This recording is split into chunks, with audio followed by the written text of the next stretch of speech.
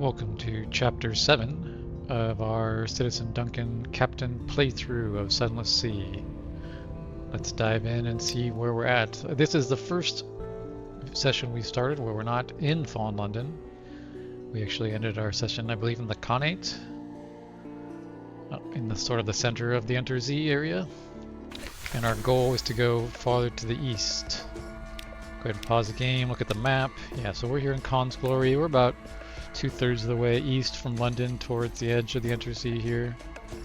Yeah, and unlike before, normally we start running out of I say in the past sessions we started running out of supplies, and fuel and money, so we'd always have to head back and turn in our reports and whatnot. This time we're actually doing pretty good. We encountered some enemies that we killed along the way, some pirate ships and some other sea creatures that we fought.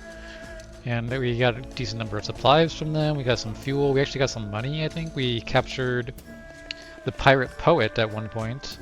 I think he was based in the Gators Morn area. We haven't been back to there to see if it updated her story at all, but she gave us 400 echoes straight up for basically a ransom to let her free. So that was good. We went to Malpalmerston. We bought our Zoop. There's somebody in London, I believe the Venture, who's trying to put together some type of an expedition, from what I understand. So we've been a number of missions to give him different types of supplies. The latest of which is some Zoop. So we bought some Zoop from Mount Palmerston. When we head back, we'll do that. But the main focus here is, well, let's see what our main focus is. Let's look at our notes here. We're trying to go to the Empire of Hands, which all we know is far to the east. So hopefully some more over here still. Iron Republic, we're not doing that at the moment. We're trying to find the Sea of Lilies, something to do with our shitty cook officer. I think actually, wasn't this the Sea of Lilies down here? Where Polythreme was? Maybe that was the Sea of Voices. It might be in a different sea. In case that says, this is like a minor thing. The shitty cook doesn't even have a name. He's just Shady Cook. So I don't even know what's going on with him. He started with us. He started our game with our character. He's some relationship to our captain. Not exactly sure. Hasn't been a lot of dialogue so far, so I don't know more about it yet. The Cannoneer wants to go to Estival, also to the Far East. So that's another thing over here to the Far East somewhere we gotta find. Let's see. What else are we looking for? This is the Zoop we were just talking about. We want to head back to Polythreme to get a clay man. We're also looking for a mirror catch box, which says from the conic question mark, so maybe we were talking to somebody in the Khan's Heart and they mentioned there's another another city of some sort. So we're going to search around try to find that if we can find it. Let's see. I think we did this and gather report for Khan's Glory. I think we did that. Not 100% sure. I'll make a note like, is this done? Question mark? I actually don't know. Chapel Lights, we haven't found that yet. Godfall, we didn't bring 5 Foxfire candles, although we are relatively, well, not close, but I mean, we're in the general area where we could go to Godfall if we wanted to. Excuse me. Undercrow, we haven't found yet. Meter Salt, we know one place to get Meter Salt up here and Wither, but you have to trade a lot of tails for that. Shellinade, we haven't found. That's our tour guides that we're giving for the tomb colonists. Hopefully we can find that at some point, because we want to get those guys. They're actually taking up room in our hold, so like we'd love to get them out of our hold at some point. Yeah, we have these 11. Well, we had 12, but one of them apparently didn't make it here when we were at the Khan's Glory, I believe, or Khan's with the other Khanate place. But we have to get these guys. We have to finish the tour for them so they can get out of our hold, hopefully. And hopefully we can get one more. It said when we accepted the quest that we didn't have to bring back the exact same tomb colonists, but that we should bring them back, the same number of them. Maybe there's a way to get another one at some point. Unclear. We eventually want to go back to Rack. We sent a random captain to get wrecked at Rack, so we should go back and figure out what that's about. Genial Magician wants a serpent image in a rim or rarely vendor bite. We've been doing these abysses as we've been finding them. We've been into the Wolf's Rift Abyss, we went into Duggan's Maw Abyss, we went into the one that was near London, this one, the Bad Steveners Abyss. So those are the 3 we've been in so far. There's some type of a sequence. It's not clear to me exactly. I've just been making notes that like You can go. You could progress the quest or the story that's in the one that's in Duncan's Maw when you had 0 of the number and then 1 in Wolf's Wrist. The one that was in Bad Stevener's Abyss said you had to have 3 of whatever that quality was. Let's see if it's in our journal. It may well be. Here it is, Abyssal Rite. It's actually the first one. Yeah, so we have 2 of approaching her ladyship. You perform the Ritual of Hearts. We also have the Rite of Solace, which has increased our veils by 20 and reduced our hearts. When we're in the abysses, it says you can get rid of this rite and get a different one. Perhaps there's like other ones that can do other stats. Maybe there's one that can give you, like iron or mirrors or whatever. But increasing our veils by 20 is actually pretty good. It gets our veils up to kind of the baseline. I consider 60 stats about our baseline here because we have 3 stats that are at 60. Mirrors is only 30, so half baseline. And iron, which is our main stat that we've been trying to do for this playthrough. We're going to focus on combat and iron. We're a war veteran. Is our strongest stat. Partly because we built this anatomical cabinet, which gives us 7 iron and equips to our auxiliary slot. Not like I said, I wasn't sure if it was the most efficient way to, because it cost us 7 secrets, and secrets are basically like the equivalent of 1 stat. You can speak to your officers to improve a stat for 1 secret. So we traded 7 secrets plus some other stuff to get this. But the problem with this is it equips to a slot. So if we ever had anything else to put here, we would lose that 7 iron, or we could change it out at some point if we needed it. But like, yeah. Anyways, but there's like our ambition for our character is to write the Song of the Seas, is what I understand. And what I could see when we were in town is that you have to construct all these different equipments, and anatomical cabinet is one of them. So regardless of whether it was efficient or not, it is advancing our overall story. We also have a Sooth and Cooper long box. We actually just bought this. We traded one already in at Station 3. I'd love to trade this other one in because it was actually a pretty interesting story while we were there. Something about heart metal. He was taking the corpses that are in these long boxes apart and digging heart metal out of their chest cavity of some sort. But there was a lot of other options that we could do when we were there but we can only do one at a time. So hopefully bringing back that Sooth and Cooper long box will give us more information about that. Yeah, so I think that's a pretty good summation of where we're at. Our hold, we have 12 cargo, 17 supplies. So we're doing really good on supplies for where we're at in the voyage here, but we're a little low on fuel. We got to keep an eye out for some places we can buy that. We found one place nearby that actually was a really cheap place to buy. I think it was the Shepherd Isles. Shepherd, it sold, well, 2030. That's not amazing, actually. Fuel and supplies. There was some place nearby I thought that had a really good price. Maybe it was, it was definitely Port Palmerston sold a pretty good price of stuff. I think maybe it was Anth also had a decent price. It wasn't Abbey Rock or Station Depot. We didn't go to Abbey Rock on this voyage, but I don't think I have in my notes. We haven't even been able to get in the door here. I don't remember what we needed to get inside the Sisterhood's place, but in any case, we'll keep an eye out for somewhere to get more fuel along the way. We'll try to conserve our fuel by turning our lights off when we can. See, we want to exit here. We want to continue to the east. Again, that's sort of our main. A lot of the things we want to do are described as to the east or far to the east. So we will head that direction now. See what we can find. And of course, defog the map as much as we can along the way. The Bora Gate. Have we been up here? Discovered Tortoise. It's this, I guess.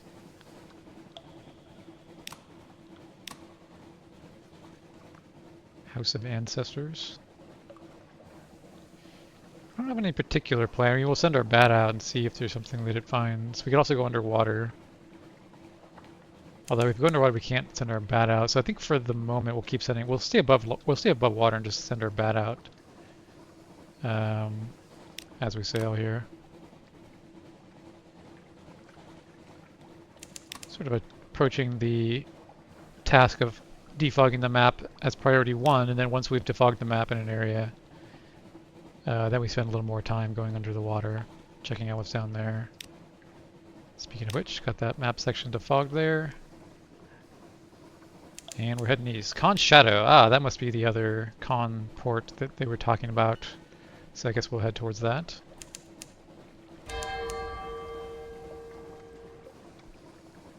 Yeah, we're headed basically that direction now. We'll stick in these lights. It helps you with your terror a little bit while you're like, oh, we got a enemy ship here. This looks like one of the con ships. 210. It's got. We've fought some people who are equivalent to this. We can probably take this.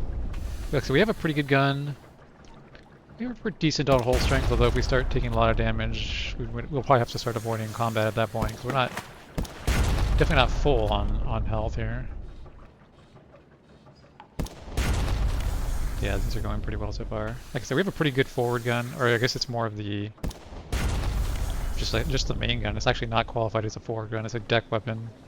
We can take 11 damage right at the end. I thought we were gonna get off scot-free. We discovered a war trimaran. Shattered listing, seize what you can.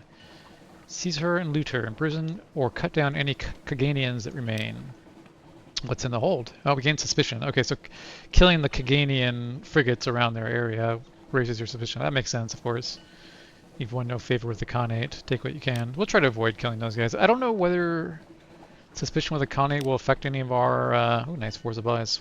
We need fuel, not supplies. A hardtack and water, and expected bacchanales. Okay, yeah, so... I don't know that having suspicion with the Khanate will affect any of our ambitions or not, but... I would prefer not to raise it if we can avoid it. So maybe we'll just stay away from those guys in the future. The Khanate distrust all foreign nations, but London in particular. Again, they're sort of an oriental... I suppose in the lore of Fallen London, they're probably Chinese or something, because it sounds a lot like the traditional relationship between China and like London back in the silk trading days, or the... That's what I understand, at least. Alright, so we're heading towards Khan's Shadow, which the marker disappeared, but now we can see the name of it for whatever reason. Okay. Discovered the Wanderer's Haven. This must be Khan's Shadow. Can we see the port yet? We cannot. We're a little closer to the left side, so let's stick with that for now. Wanderer's Haven. This looks like the port. Yeah, here's the port here. Can't see it yet because we haven't discovered the map. Hopefully they can buy some fuel here. Khan's Shadow, the city that swam. It looks like it's just basically a dock of a bunch of boats tied up around like a single building or something. Long ago, the Khanate turned its back on its warrior traditions. It has no place for pirates and would-be nomads. So here in the shadow, the exiles make their home amid 100 wrecked, grounded, and decommissioned ships. Approach the man staring at you. That's something to do with the DLC submarine stuff. Acquire a doomed monster hunter. This is the second place we've seen this doomed monster hunter. We saw it somewhere else. Rebel lords of Khanate are hungry for the secrets of the Dawn Machine. That's like the artificial sun that's in the very southwest of the map.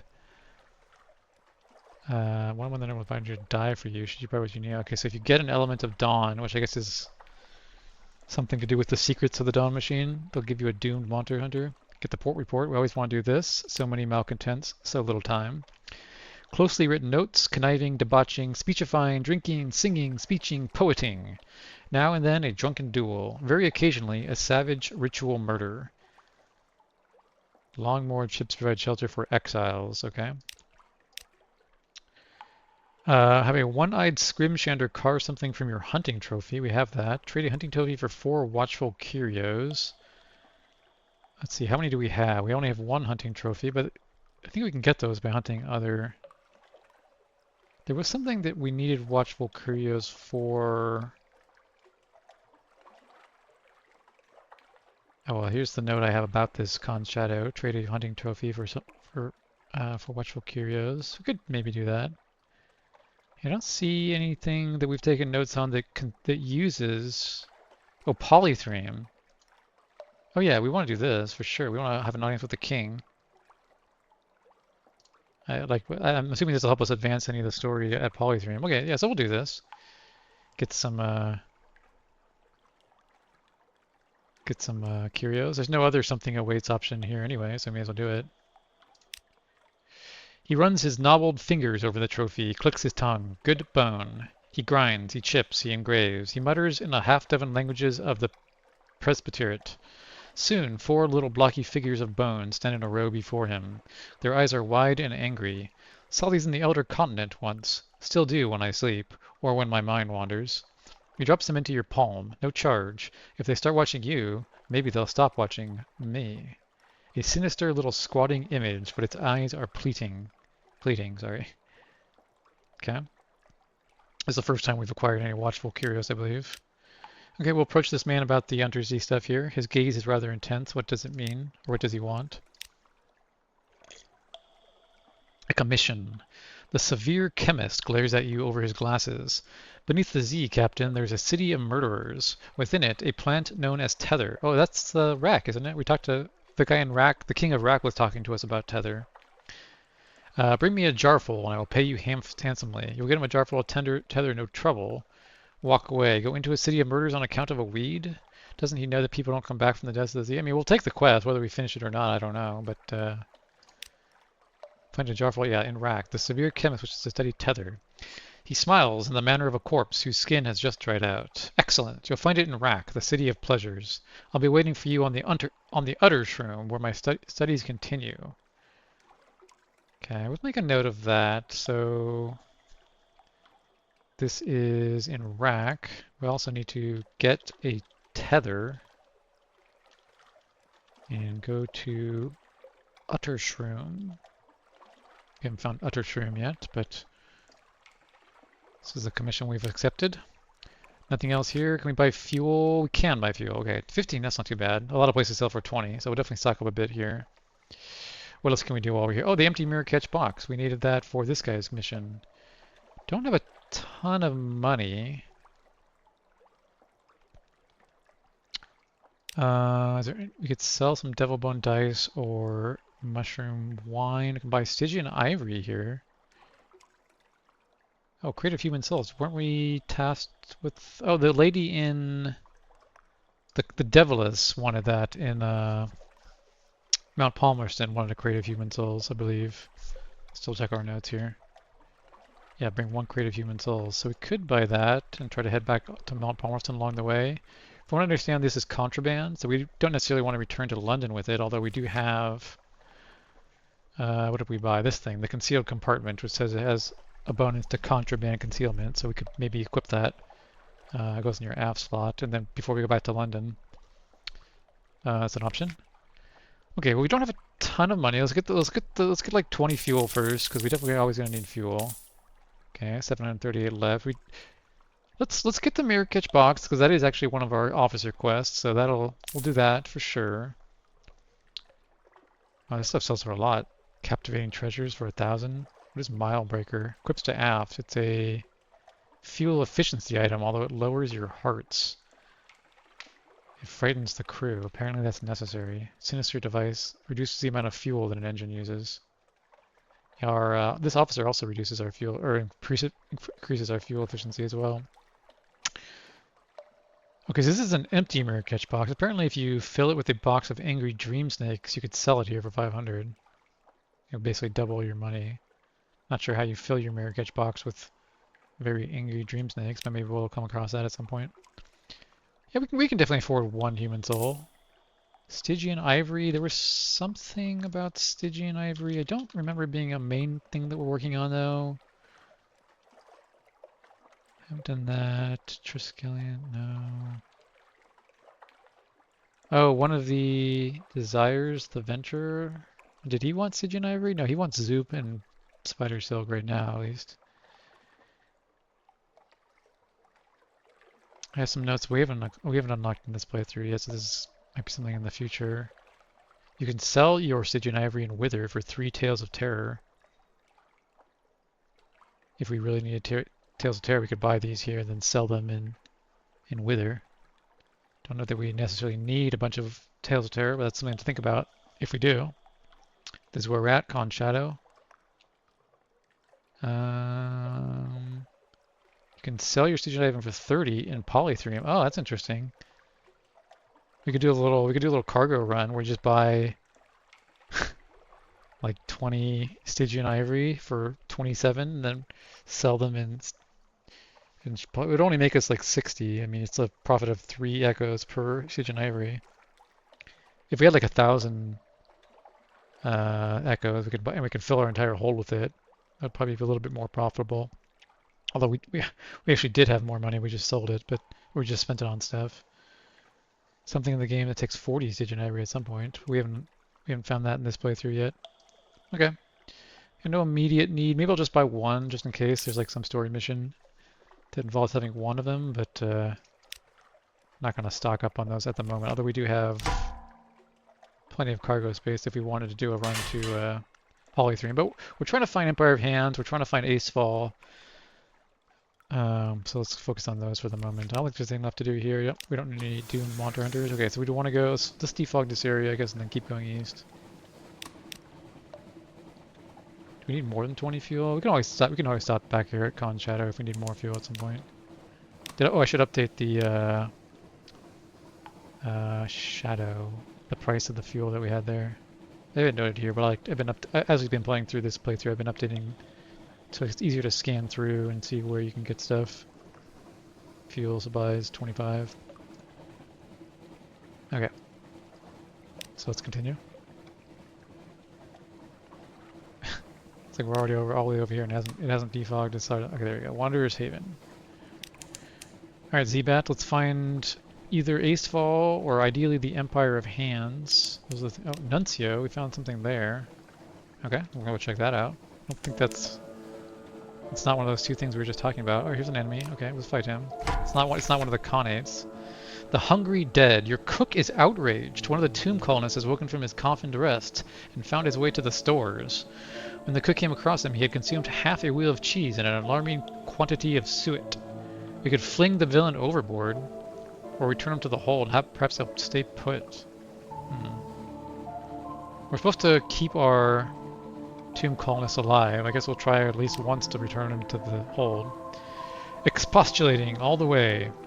If you had provided me with more commodious quarters, if the ship did not pitch so abominably, a man grows bored, you know. Death is deathly dull. And so forth and so forth. It's a relief when the coffin lid closes. If only you could nail it shut. Hopefully that won't continue to like eat our supplies, but if he does, maybe we'll let the cook throw him overboard. Okay, we found Nuncio. We're gonna try to kill this ship here. Looks like a rat barge. Yeah, rat barge. Try to get on to his side here so he's not able to fire his forward gun at us. Lost a crew. Oh, ouch. I didn't like that. Down to 18. If we go down to 15, if we go below 15, we will not be able to man our ship fully. Destroy the rat barge. She's a vile old vessel, and the Z's aren't safe. Take what you can and move on. Crates. The fun. Okay, fuel. That's good. We need some fuel. I mean, we bought some, but we can always use more. What's this over here? Looks like it's just a pile of rocks, probably. Send our Z-Bat out again. Gyurk's Scalpel. Should I defog this little section here, and then we'll head over to where Nuncio is labeled here. Skylar's End. Looks like a light. Yeah, okay, let's go ahead and turn towards the Nuncio. Got a statue over here, looks like an island of some sort. Let's see, where's the port? Can't see any port yet. There's one down here, looks like. Discovered McMaster's Haven. That's the name of the port of Nuncio. Looks like he's holding a rat. So we're north of Godfall. There's Polythrene. We have the Watchful Curio that we needed for that. But I'd rather go more east. We're trying to find the Empire of Hands and etc, etc.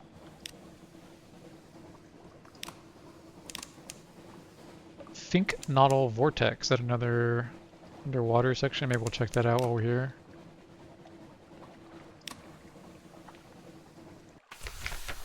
Nuncio, do not return, sender.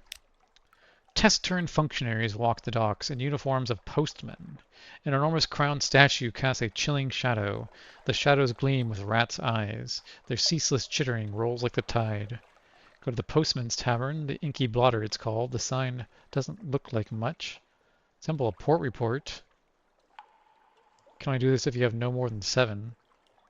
And unlocked when cultivating friendships is no more than 0. Let's do this first because it looks like there's some conditions that might take it away. You may not be very familiar with the locals yet, but you can provide a preliminary overview. Service details. There's a statue in the middle of the island. That's hard to miss. There's the way everyone wears a uniform and the way they call each other by their ranks in the postal service. There's the way the port authorities refer to regulations. There's the jargon, the curious habit of referring to any used up thing as cancelled, as though the whole world were made of stamps. You write about the vestigial bureaucracy and about trappings of order retained far from home. So it's like a post office, basically. Yeah, go to the postman's tavern. Warmer inside than it looks. Faces turn in your direction, but no one seems surprised to have a new arrival on the island. The inky blotter. Lit by two roaring fires, one at either end of the room. The bartender is in postman's uniform, like almost all the patrons. A noseless postal inspector called Blunt Thomas delivers the drinks, clears tables, stacks the firewood. Allow the Clattery Air to offer her services. This is one of our officers. We haven't interacted with her very much. It's kind of interesting that part of her story is here. She could remove the call from a poster worker. They wouldn't be a worker anymore, of course. You could listen to tall tales. Fishermen brag about fish that got away. Postmen brag about deliveries. Ask the local currency consists of rats. No more than 3, no more than 3, no more than 3, no more than 0. A worker in the dead letter is no more than 0. Let's see. How they occupied themselves all day. This one only says 0. Let's see what this is all about. There must be more than this. Dead letter office. Big building. Center of town. Hard to miss. You can work there too if you want. It's not clear whether it's a generous offer or a threat. We have now been invited to serve. And we're cultivating friendships with postmen.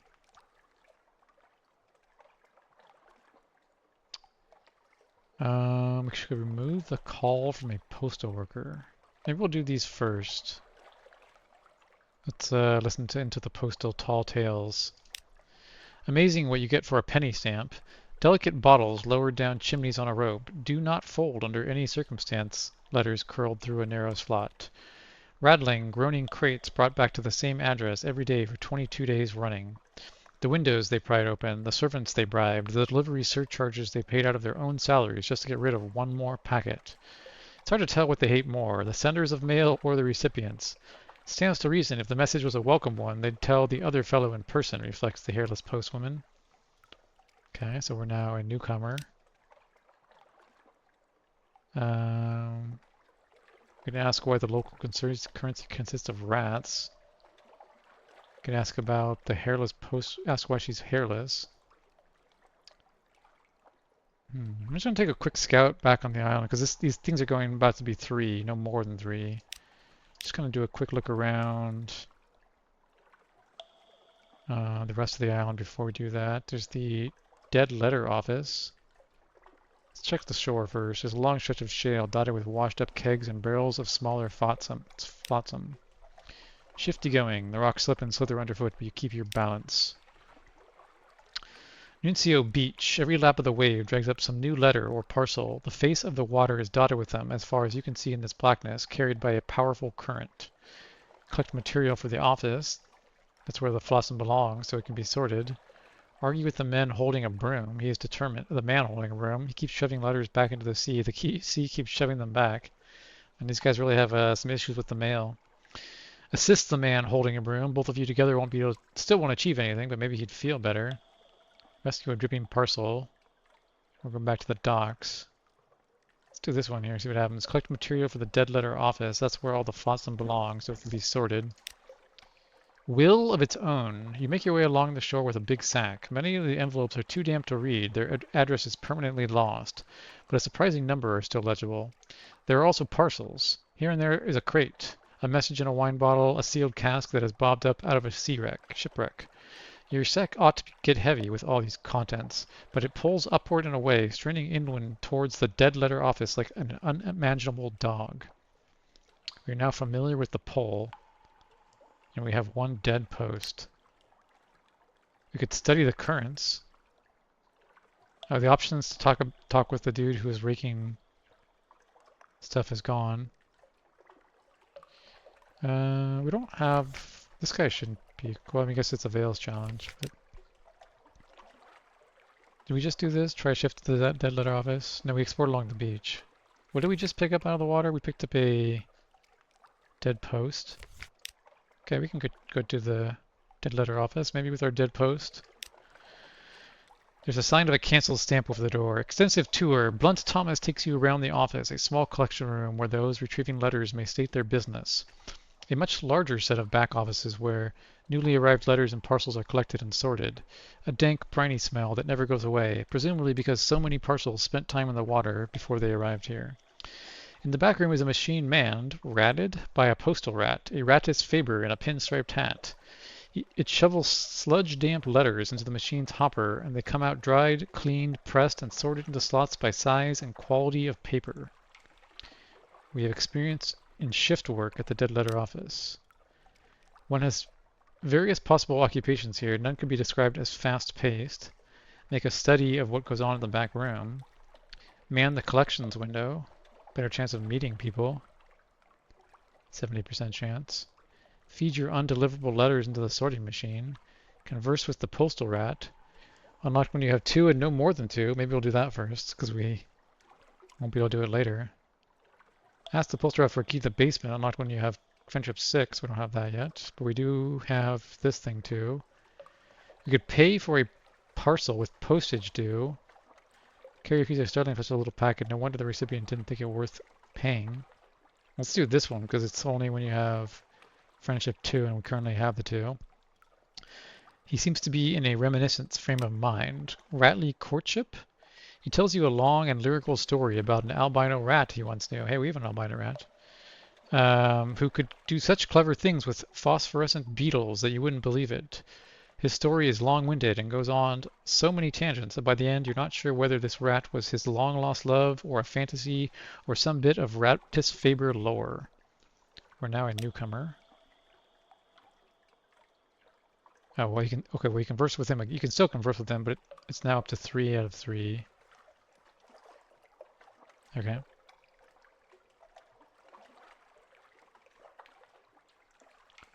There's a lot of different options here. I mean, we could feed our letter into the sorting machine.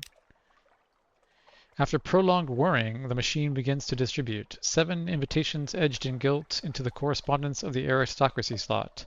2 oversized parcels, probably containing books, into the books tray. 1 stamped bronze tablet that drops with a clang into a bin marked First City. The postal rat watches all this with an air of satisfaction. You've lost your dead post, and you're now an experienced shift worker. We are now accepted by the locals.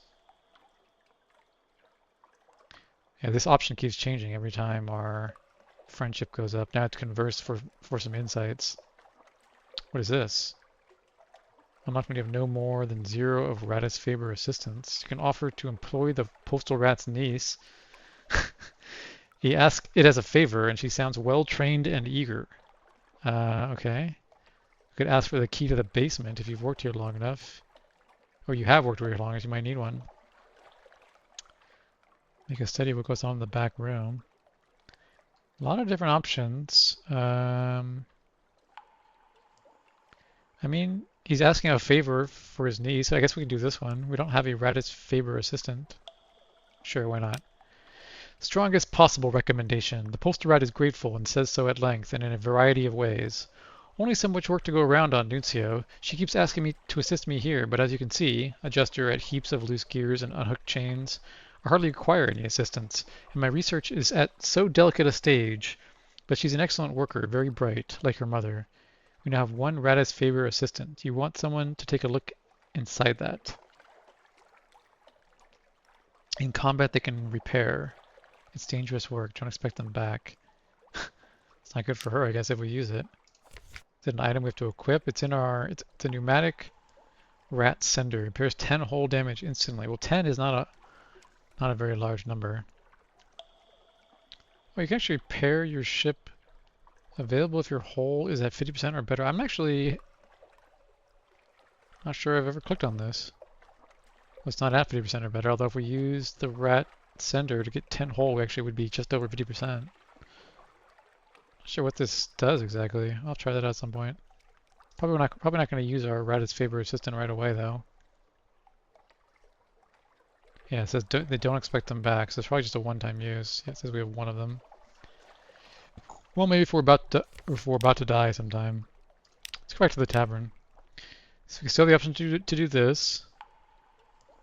There's a lot more dialogue options as well.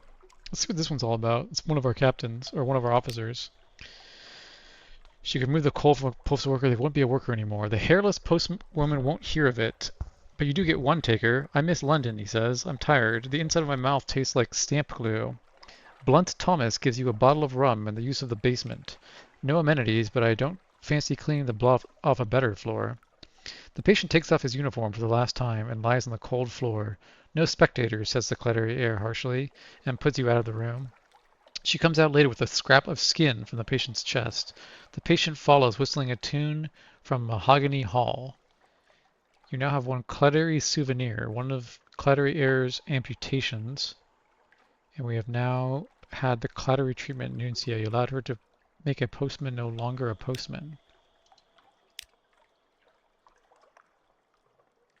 Okay, doesn't directly affect any of her options here. Could still try to romance her at some point if we want. I don't know if that's actually, I don't know if this will actually succeed. Maybe we'll do it once we have the live specimen and we can advance our story a little bit more. Maybe we'll try the romance thing. We did have one live specimen at one point, but we sold it for money because we were dead poor at the time. Okay, so these are all 4, 5, 1, 5, 1, 5. These sound like they're just lore, so let's just go through them here. Ask why the postman came here. You don't get the impression they're making a holiday of it. All unhappy postmen are alike. Their stories have different beginnings. Boredom, frustration, a fellow who is overwhelmed by guilt after a missed delivery, but they always end the same way. Undeliverable letters and parcels accumulating over months and years. Attempts to ignore the undeliverable, to shove it back into a desk or carry it in the bottom of a bag. An increasing preoccupation with these items. Finally, a decision. To meet the compulsion, to go to Nuncio and be rid of the remnants. The postmen do not bring the dead letters to Nuncio. The letters bring the postman. We are now an interviewer of postmen. Okay. Asked to borrow a uniform. Sure, we could do that. If you're to fit in here, you'll need one. Look, but not touch. They're polite, even apologetic, about your request. You're welcome here and welcome to take shifts at the dead letter office, but you cannot wear the uniform unless you are a postal employee back in fallen London. Regulations. Blunt Thomas lets you have a look at his uniform jacket, at least. Neat stitching, gilded buttons, a thin but dignified circle of braid at the collar. Inside, a patch that goes over the heart, stitched with 6 red letters. You can't read it, but it makes your eyes itch and your scalp feel like burning. We are now trusted. The inhabitants are slow to friendship and suspicious. Alright, we did that. We can trade war stories about our shift work because we did some shift work. You know how to fit in. Common ground. The parcels you've weighed and entered in the logbooks. The things that oozed out of them. The postmen are delighted by your incredulity and shock. A civilian finally understanding the full horror of the post. They have stories even worse than those, let me tell you. Hang on a moment, Postmaster Scritch. We've all heard your rubbery lump story already, and it's nothing to the tomb colony pickles. Pickled what is what I want to know. What about the Susan Cooper crate and how we had to scrape the bits off the masonry, do you remember? The night runs late. A thing has happened. I could ask about the locked door. Someone must have been through, though for some reason they don't seem to discuss it much. Sullen inability to hear. No one answers you. Repeat the question. Finally, Blunt Thomas says, none of us gone down there, and those that have don't talk about it. And those that talk about it, we wish they wouldn't have. And they don't come back the same. And so that's an end to it. And have another ale. We've lost friendship. Okay, so don't talk about the locked door. Well, let's trade war stories to get our friendship back up again. Okay. Okay, so don't talk about that one. Let's see. Is there more to do in the dead letter office? If we had something awaits, we could ask for a key to the basement. All he said, it's not nice to talk about it. But let's see what happens. We've worked here long enough. We might need one. No trouble at all. He's surprised by the request. Most postmen don't like it down there. No one ever asks for a key, but I'll cut you a new one. Just be careful in there, and come out if you start to feel wrong. We are now authorized for back room access. Open the back room. The key is warm in your pocket. Deep and deeper. You had expected a few shelves of supplies, more files of leathers, a few years older? No, it is a pit, so deep that lantern light does not show the bottom. A spiral walkway descends along its wall, and that spiral opens wider as it goes down, as if you were looking through the narrow end of a very large shell. Lining this wall are shelves and nooks unevenly sized. Some are a few inches square and contain single scrolls of papyrus. Others support crates bigger than coffins. They're made of a woody fungus grown to meet requirements. There are no marks of carpentry or any of the postal rat's handiwork. 3 turns down the spiral and you feel you can't breathe. Time to leave. You can come back later. Maybe. We are now a basement custodian. We are an explorer of the lower basements, and we've gained 5 terror. We can tell the postal rat. They don't seem to want to know about it, though.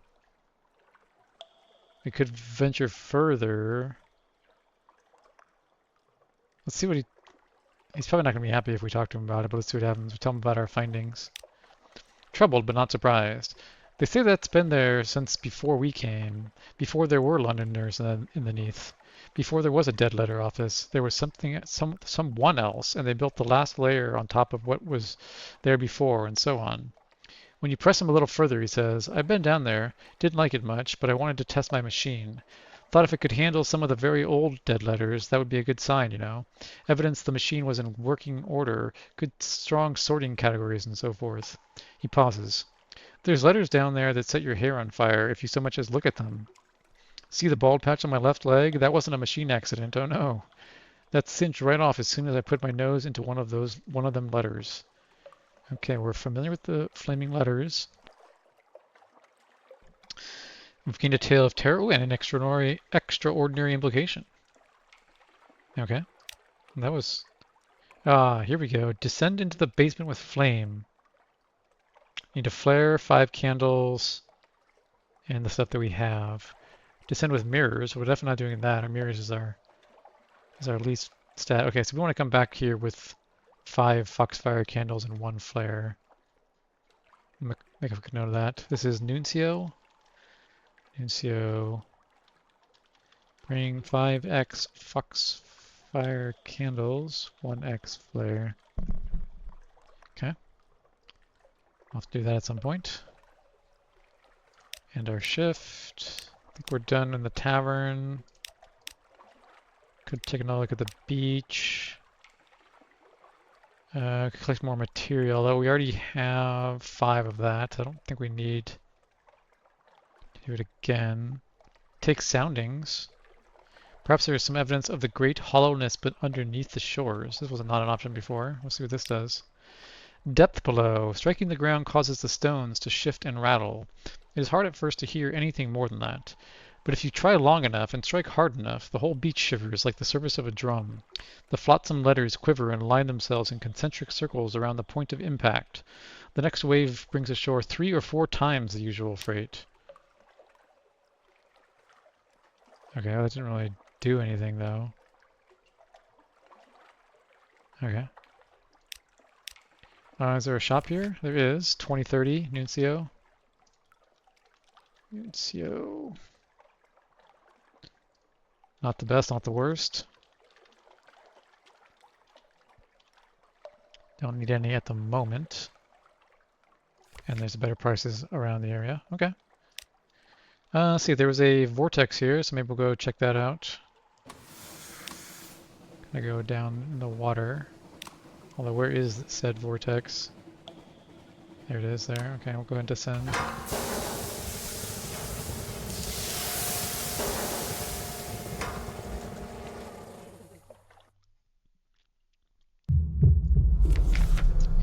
The impolite investigator's question. The impolite investigator approaches you smiling. Now we're safely submerged. I have a question, citizen. I've discovered that several crew members are attracted to you. Would you become intimate with any? If so, who? How would you engage? And why haven't you indulged yet? Refused to reply. This is not a topic you wish to speak about with him. Who is this guy even? Respond with a secretive smile. Let him draw his own conclusions. Threaten to keel-haul him. Does he want to play the voyeur? If so, you can arrange for him to be jettisoned from the submarine and dragged along. Maybe he can peek through a porthole and find the answer himself. Eye him hungrily. Isn't he just delicious? You need menaces unaccountably peckish. Oh, we're not unaccountably peckish, so...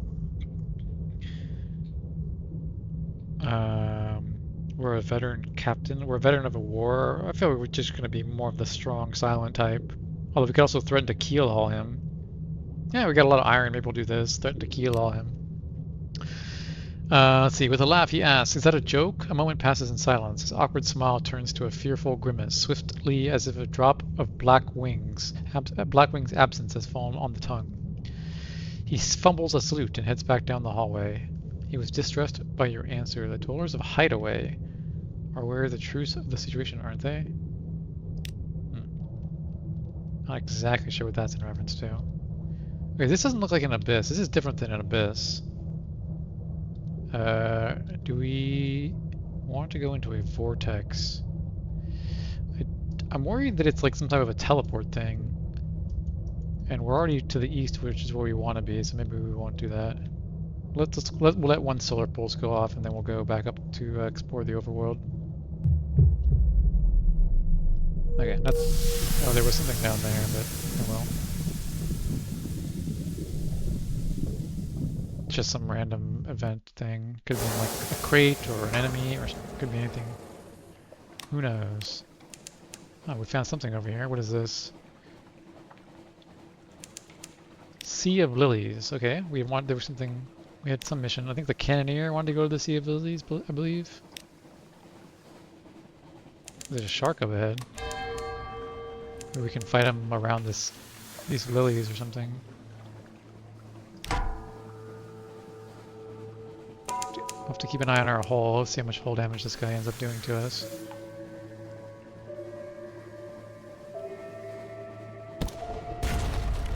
Also, how much hit points does he have? 210. Lost another crew, that's not ideal.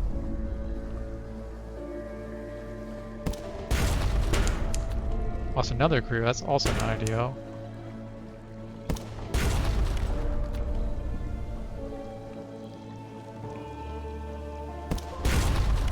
Starting to get into the dangerous territory here. Why are we suffering damage from terror increasing? Doesn't look like he was hitting us there. Okay, we'll probably stay away from combat for a while. Starting to get a little low on crew and hull strength, and terror also went up quite a bit there. Okay, we've defeated a bound shark. Its bonds buckled, its skin is torn, its teeth shattered. We can examine its cage armature or use its meat. I guess we'll examine its cage armature. Someone has bound it savagely with black iron, sunk bands and joined mechanisms deep into its flesh. Succeeded, kind of hunting trophy, and 1 hole, and 2 terror. The cage has begun to distort its shape, no more than seems reasonable, but then a shark has no bones. Rods of iron inserted deep into this flesh have done impossible things. There are organs in there none of you recognize. Its suffering must have been extraordinary. You take a tooth as a trophy. If your hull is damaged, your engineer will repurpose some of its cage as repair materials. Okay. Yeah, like I said, I think we're going to start avoiding combat at this point. Now that we're down to 107 hull. And only 16 crew. I want to check what this suffered 5 damage terror increased. Was it hitting us or something? I couldn't actually see any animation of him hitting us, but wisdom, discovered wisdom. There's the dock over there.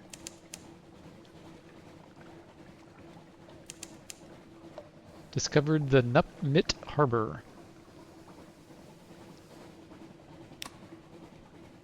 Like I said, I think the Cannoneer wanted to come here, if I remember correctly.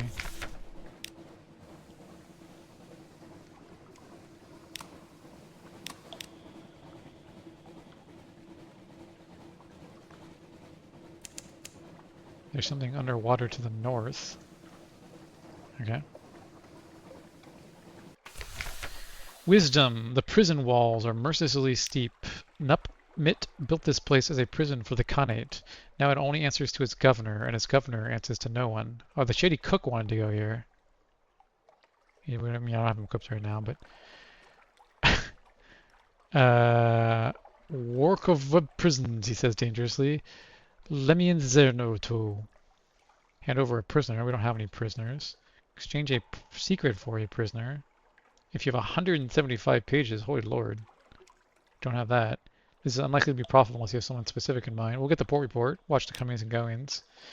Not many goings. Ships from the Khanate are most common, but you see Shellonite vessels, polythreme triremes with chained and sulky unfinished men, corsairs disposing of their miscreants, even one furtive Iremi skiff. The wardens pay them well for their prisoners.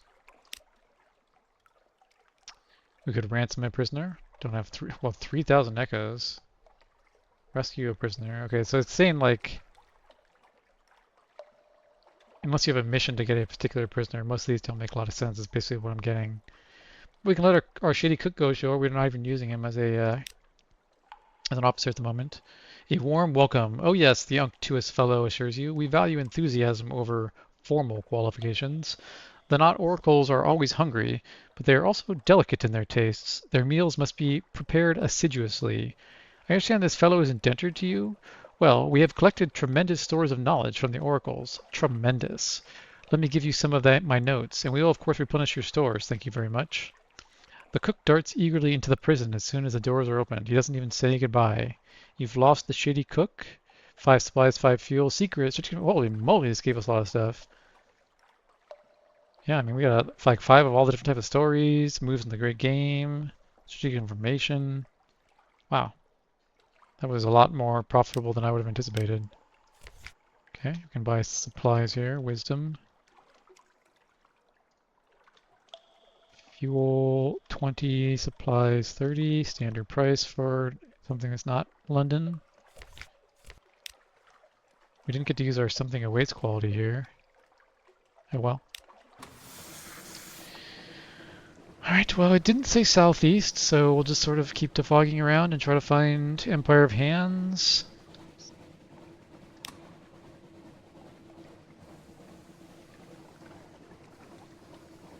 Keep sending our Z-Bats out. Okay, and also there's something underwater some distance to the north. I should definitely check that out. Oh, there it is over there. It's around this island, perhaps. It's like over here, maybe? I guess we may as well go underwater at this point. Not clear to me exactly where we're headed.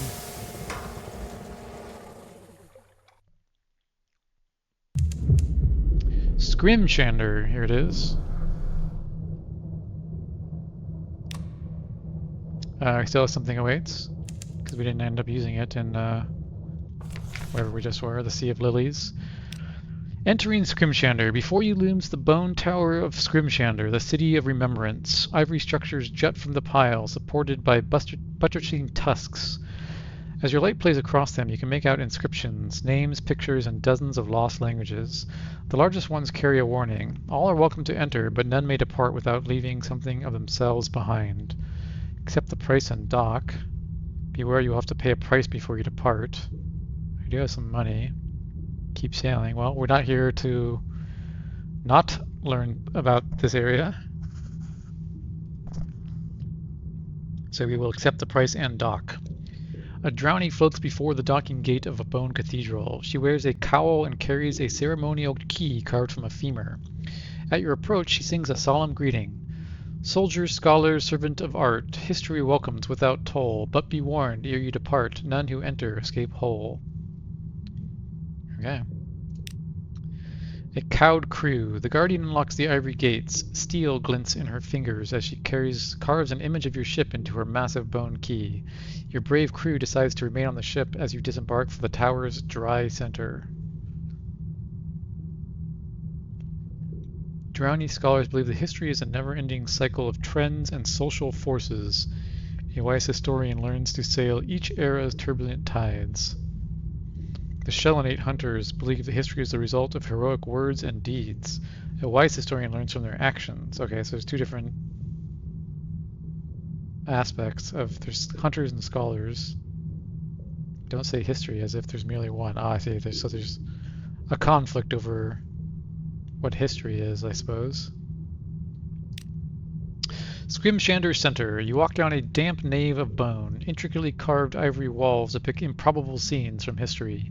The walls are edged in tiny finger bones, each bearing a single name. Inhabitants wear ashen robes and carry steel-tipped bone quills, but you recognize most as drownies or Shelonate expatriates. While most are quiet and ignore visitors, you hear heated arguments over interpretations of the sacred remains. I guess this whole area is sacred remains.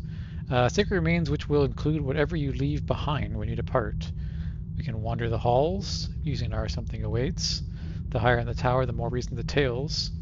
Gather at the stage of history. Scholars file quietly through a pair of great ivory doors at the end of the hallway. We could delve into the ivory archives. You will want enough time in the archives to explore and return afterwards. At least 5 points is recommended, but more will allow deeper. We don't have any of that. Compile a port report. Consider it an ongoing history of the present. Few visitors, fewer departures. The inhabitants of Scrimshander spend much of their time preying on the mysteries of the past. They spend almost as much time arguing about their interpretations. Salted residents often collect nearby salvage, studying the results and inscribing their interpretations on any skeletal remains. But those who leave too often are easily recognized by what they have left behind in their travels, memories, personalities, and bones. Otherwise, they rarely consider the present, certainly not with the same focus they give to the histories buried within the tower. Recent world events are met with polite silence unless it prompts an anecdote about similarities with antiquity. Apart from old grudges and new theories, very little changes here. So they're kind of like a academic society. Then they argue about history, but they don't care about what's going on in the real world, I guess. Yeah, where history is a battleground. Okay. Well, let's go ahead and gather at the stage of history. We'll see what this is first. Maybe this is another place where we could use our something awaits quality, but it says scholars file quietly into pair right of your doors. When they stumble out again, you hear raised voices, arguments, and laughter. To the amphitheater. After the reverent silence of the outside, the boisterous noise of the amphitheater washes over you like the heavy sea beyond these walls. The stage of history. Actors strut in an amphitheater of bone, performing historical plays of dubious veracity. An audience watches from below, with each roaring drunk member applauding or jeering different details of the work. Above, an imperious figure wearing a crown of ivory judges each performance from a raised theater box. All are served by a single man, weaving between the crowd and wearing a perpetual smirk. Okay. We can talk with the glib historian. The mushroom wine he serves is stale. The plays he announces are questionable at best, but the impeccably bearded man with the olive skin laughs at every performance and has a smile for every patron. We could watch a play. If we had coffee, we could trade coffee for time. We could trade wine for time. We could agree to search the iRecords for a pattern. Unlocked when we're searching for a hero is blank. Unlocked when you have context of change, no more than 0. Let's talk with them first. Warring theories on the stage of history. Some cheer history as the work of brave and inspired heroes, especially them who wish they could be heroes themselves. The glib historian rolls his eyes theatrically. Others say it's all shaped by cyclical changes in scientific progress, economics, and such. But nothing gets in the way of a good story quite like nuance. He spits out the word like a rotten grape. We let him argue up on the stage and give an ivory crown to whoever's most convincing at the moment. He waves a hand at the temporary monarch in the raised seat above. But as far as I'm concerned, he confides, filling a patron's mug with cheap wine. History is what you make of it, and I make a killing. You've learned enough about history to distrust any one person's interpretation. Okay.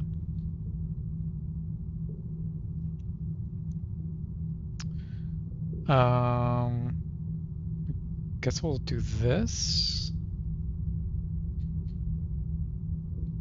Agree to search the ivory archives for a pattern. The Drowny chorus sits dejectedly in the corner, griping about the hero worship on display. They'll play well if you can research the societal context of the figures on stage. The quest for context. Heroes are merely the products of their time. These fools celebrate a pearl and ignore the oyster that made it. Help us tell a more responsible tale, and we put things right, for now at least. You'll need to trade coffee or wine for time in the archives in order to pursue this quest. Heroes come and go, cast up by the turbulent times and washed away by the next tide. Training chorus will pay you handsomely to uncover the patterns. Okay, so it said you need at least 5, but more will let you go deeper. Well, we only have 5 here for now. We'll make a note of this to bring more wine and coffee next time. Well, maybe we'll do this next time we come here. What's the name of this place? Is it Scrimshaw? Scrimshander. Scrimshander. Bring at least 5x coffee and or wine. More is better. Okay.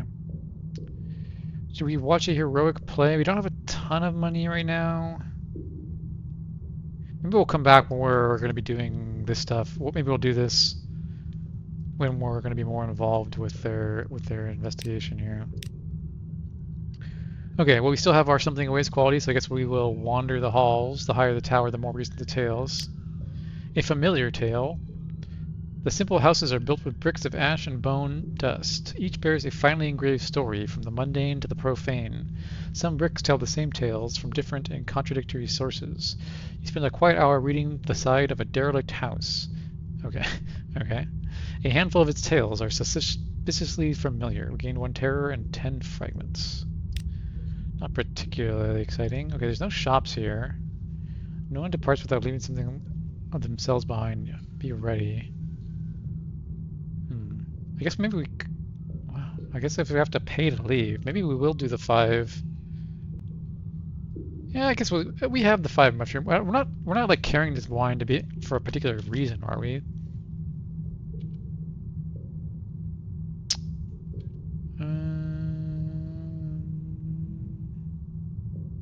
Shepherd Isles might have been something we could have done with it, but we already left. We already passed Shepherd Isles.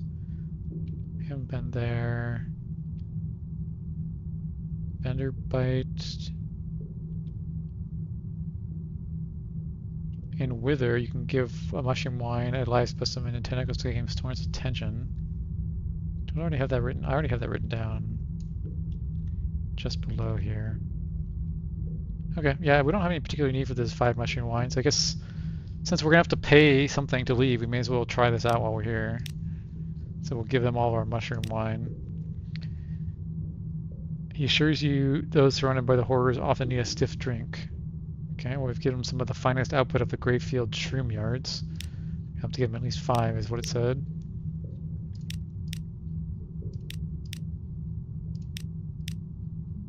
Okay, that's all of our wine. We don't have any coffee. Maybe we do want to do this thing then, since we're going to be doing the... Sure, why not? I guess we'll see what this does. The Shovel Knight Champions tells a tale of a lone hero who changed the course of history. Often enjoyable, occasionally accurate. Truly, this is what heroes are made of. Courage, charm, and an ample capacity for violence. The moral is clearly defined. The prop horses are surprisingly well painted. How considerate of history to provide such an exemplar of heroism. The crowd roars its approval and keeps the glib historian busy with demands for more wine. His efforts to serve the unruly lot deserve a play of their own. Okay, so it's just a way to reduce your terror.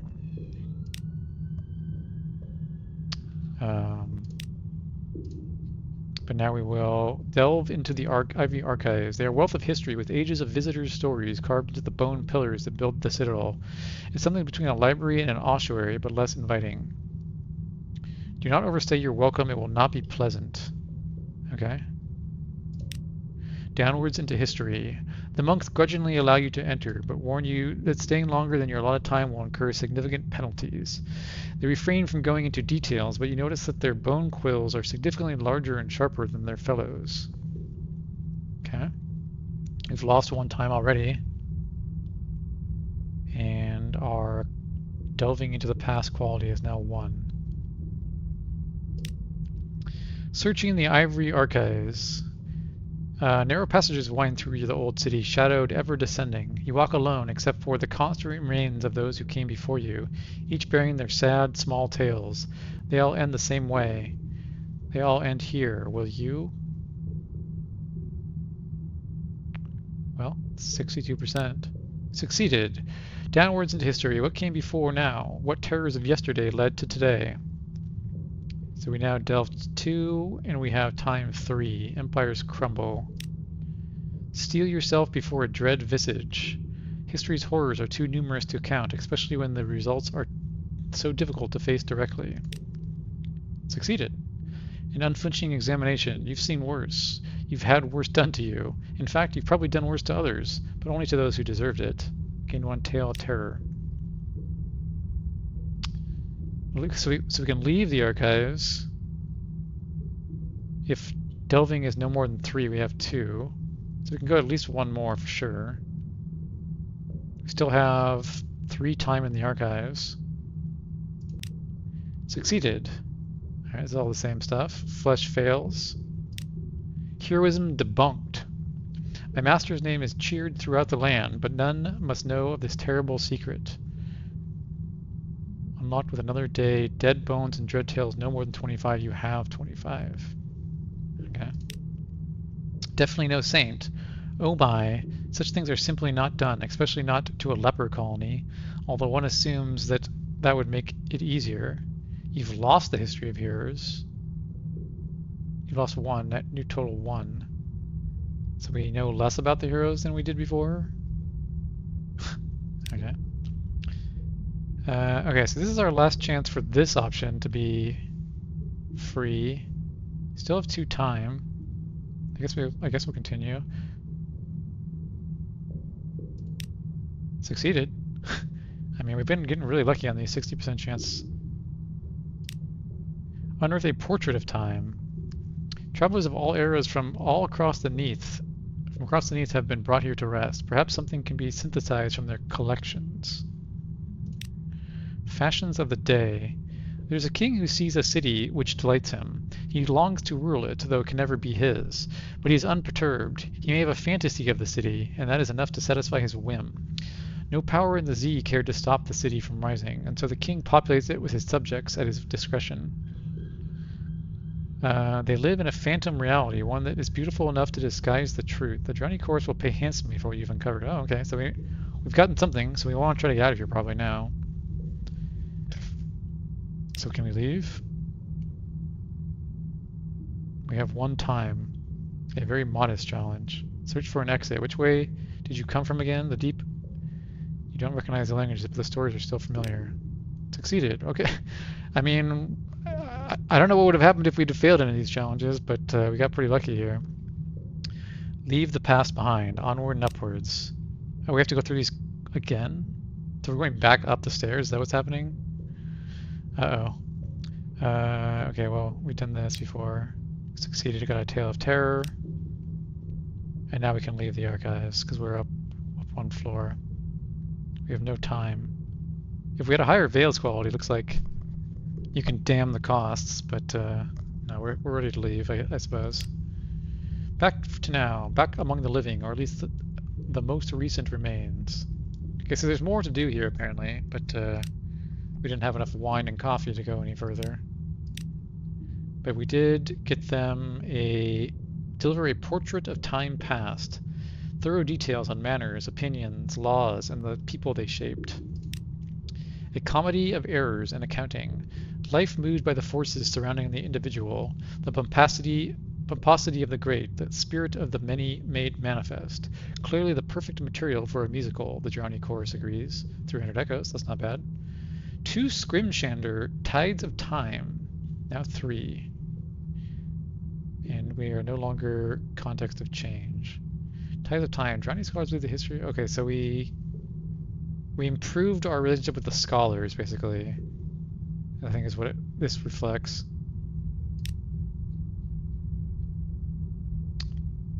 So yeah, next time we come back here, we'll bring more wine and coffee.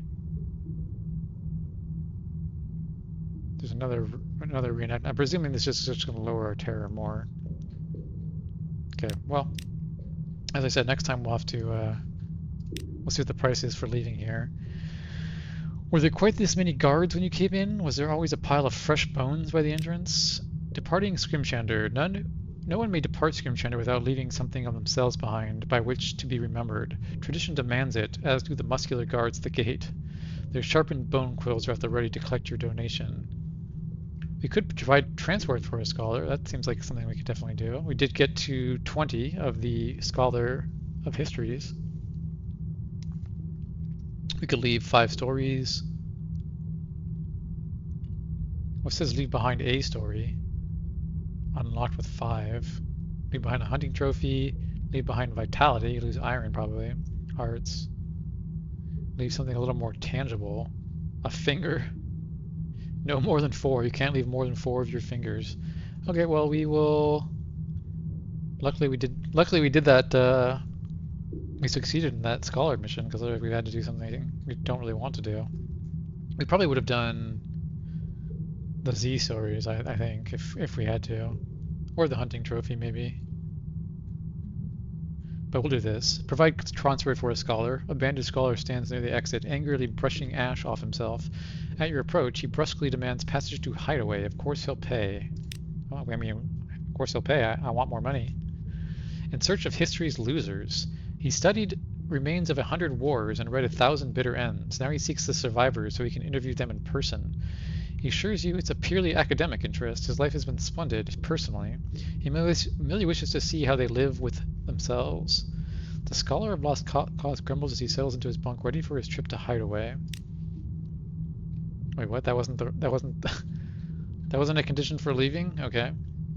So we do have to do one of these things. I suppose it'll be the 5 Z stories. I know we need some of them for the item to build the Song of the Sea in our study. Catch treasures. We did Elemental Relic 1. There's one that takes live specimen, one takes strange catch, outlandish artifacts. Oh, okay, maybe we don't need Z stories for these then. Okay.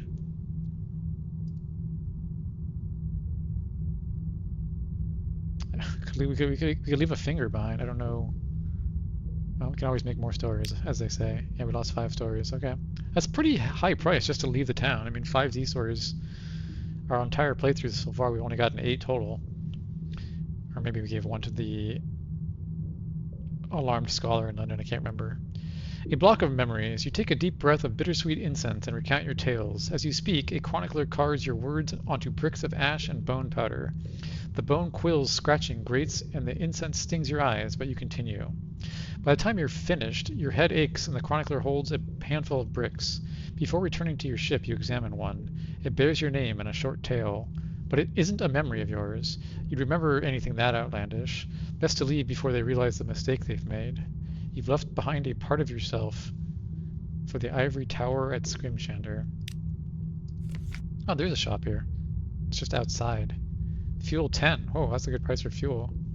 You can buy lamentable relics here. Wow. That's interesting. I don't think we have seen that anywhere. We got a few from a quest at one point. Scrimshander. Underneath. Fuel 10. Supplies 23. Good place to buy fuel and supplies. Oh, see, I even put this in bold. Yeah, lamentable relic, because it's not something you can see very often. To buy lamentable relics. Something that takes 7 of them. Oh, that's the one we just did actually. That's the anatomical cabinet took 7 lamentable relics. Okay, was there anything else that needs them? You can maybe trade them for. Oh, they're only worth 5 echoes to the alarming scholar. I guess that's not very exciting then. You can gossip with a novice somewhere for 1. Some other thing that involves 1. Offer a shivering monkey. Oh, 3 unread logs. There've been a lot of things we've encountered that require unread logs, but we've never found a way to get them yet. We did go to Codex once. It's a little bit out of the way though. It's the very northwest of the game. Okay, yeah, not a lot to do with lamentable relics. We already have 1. But we'll buy a couple. We don't want to fill our hole with junk, but like that's. I mean, I don't know anywhere else in the game to even buy these things. Oh, muter salt. So this is one of the other places we found you can buy Mutersalk, although it costs a carboy of primordial shrieks. You can straight up just sell your hunting trophy. Are they worth anything in London? Can we assay it? No, it cannot be sold in London. Well, we don't need 65. We could sell an unread log. We haven't even found an unread log yet. Okay, well. Do we need to buy any fuel or supplies? I think we're okay. And this is at the outside, so we can always just come back here to the shops if we need to. Okay, so we're still looking for the Empire of Hands. That's going to be above ground, so let's go ahead and rise back to the surface here. So we can use our Z-Bat. Alright. And we don't want to fight this other shark. We already fought one shark and it killed like 3 or 4 of our crew. We really need to probably get like a forward weapon, I think, so we can fire like 2 guns instead of just 1. That would probably be an improvement to our combat capabilities. Okay, so far to the east probably means even farther than where we're currently at. So let's turn east and keep defogging up here, maybe. I'm guessing that we've discovered the noetic lobe, or the noctic lobe, rather. Guess we can go up there and defog that area. Something up here. The noctic lobe. Anything our Z-Bat can investigate? Nope.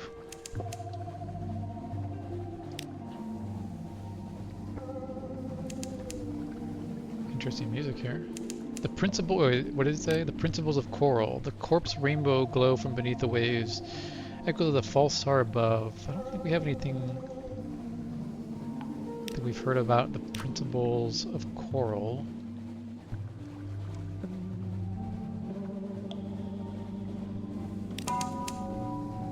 The wreck of Emperor Wolfgang.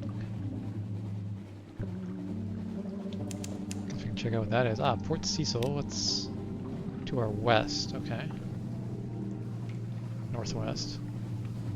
There's the wreck of Emperor Wolfgang, whatever that is. Keep defogging the map here. Head towards whatever this was. Looks like there's a port over here, maybe? Or, oh, it's up here. Port Cecil, it says. Okay. I'll certainly dock there. We haven't been here before.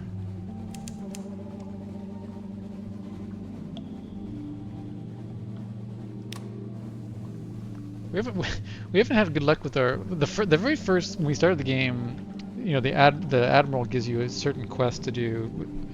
The first one I think was I think it was Gatorsmorn. We found like right away for strategic information. Like the second one was the Command Canal, which we also found right away. But then the third one was for Polythreme, which took us like multiple playthroughs to even find Polythreme. And then the one after that has been for this Empire of Hands, which, again, for multiple playthroughs, we haven't found the Empire of Hands, so... I'm guessing those quests are probably meant to just encourage you to explore places you haven't been. That'd be my guess. Give you a reason to go outside your comfort zone. Port Cecil, a sourceless silver glow, a haven for players of games. So we have we have 2 moves in the great game. The Admiral and the Diplomat, among others, would be interested to hear this. Alright, rumpled convolutions of coral fill the water, glimmering with silvery light. The harder you look, the more you see shapes amid the chaos, almost as if they were sculpted. This one could be a crenellated castle, that one a horse's head. Yeah, it could be those things. A neat little port huddles into the side of a coral island. Prosaic imperial docks and houses tucked away in a baroque organic chaos. In that curious silvery light among the frozen chaos of coral, the scene has the unreal air of a pencil sketch, crumpled and discarded. Chess. Chess is popular at the Principles. straightforward challenge. I guess we're pretty good at pages. Well, we're middling above average at pages, I would say. And take a look at that, maybe. Explore the coral, gather intelligence, get the port report, do that. Chess dreams silver light. The older inhabitants of Port Cecil carry coral, incrustations like a disease, splotched with silvery light. They like to go up to into the limestone heights behind the harbor, to lay their heads against the pillars and towers, stare at the roof of the neath, dream open-eyed. Sometimes they speak of things far away, the Khanate work, the smuggler wars, the Fathom King's secrets. Perhaps it's not all invented. The curious business of the principles perplexes and intrigues London. Okay. Don't have any docile Blemmingtons. Can't do that. We could sell an Aposian chess piece. Don't have that. Could gather Shintalak, although mirrors we're not very good at. And that would consume our something awaits quality. Well, probably we'll do this instead with that. But let's try chess game first, since we're at no danger of failing that. We should put something in here we should put our officer that does mirrors in, yeah. Because mirrors is our lowest stat, so. Although I guess if this is a Veils challenge, okay, it's still 100%. Is this our best gunnery officer? I think it's our only gunnery officer. Let's change the merciless mode. I think I liked having this guy in. Because our mirrors is low. This raises our mirrors up a bunch. Yeah, like that. Probably should have done that earlier in the play session. Okay, let's do chess. The port is full of exiles, drunks, and washed-up Z traders. They all play, often obsessively. Be careful, the chess pieces are carved from Shintalak. Here in the principles, that can be very dangerous. A disciplined success. Odd thoughts bubble up each time you touch a chess piece. This one longs for home. That one has a secret desire for revenge against the slayer of its rank mate. This will be a queen one day. Those would do better as metal. You taste the metal. You ignore these thoughts and move methodically to a victory over your opponent. He blinks. Checkmate? He asks helplessly. If you win enough games, something will occur. Opening moves. We've gained a page. Wow, that's nice. I mean, let's just keep playing chess if we can keep winning. Another disciplined success. Gained another page. Wow, this is profitable. 100 fragments. And gaining stats. Still 100%. One more game. You don't know how long you've been playing. You want to match another. The rough coral tips of the chess pieces are smeared with blood. Yours, your opponent's. But you've begun to realize that your moves recapitulate the movements of the powers of the neath, the flukes and their shapelings, the bazaar that lurks in London, Mount Nomad that prowls the sea, salt, stone, storm. With every move you take, the shape of it becomes clearer in your mind, sharper. Checkmate, you say. One more game? Your first officer is tugging at your arm. Ignore them. You have chess to play. Developments. Oh, 3 secrets. Nice. More pages. I mean, wow, this has been very profitable for us. Okay, so now the games are getting harder. So now we should see if there's any pages quality officers that we don't have equipped. That guy does give pages. She gives 3 pages. Okay, let's equip the Carnelian Exile. No, no. 72% chance. I don't know what's gonna happen if we fail, but I guess we'll keep trying. Succeeded. And this is the one we just did. More pages. Gambit answered. 200 fragments. Good lord, that's like almost a whole other secret.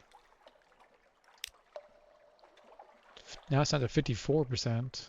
Again, we don't know what failing is going to do, since we haven't failed one yet. And we're not like in danger. Like, our hull is the only thing that's like kind of low of all of our things. So I guess if we lost a crew, that could also be bad. But I mean, let's keep trying until we fail.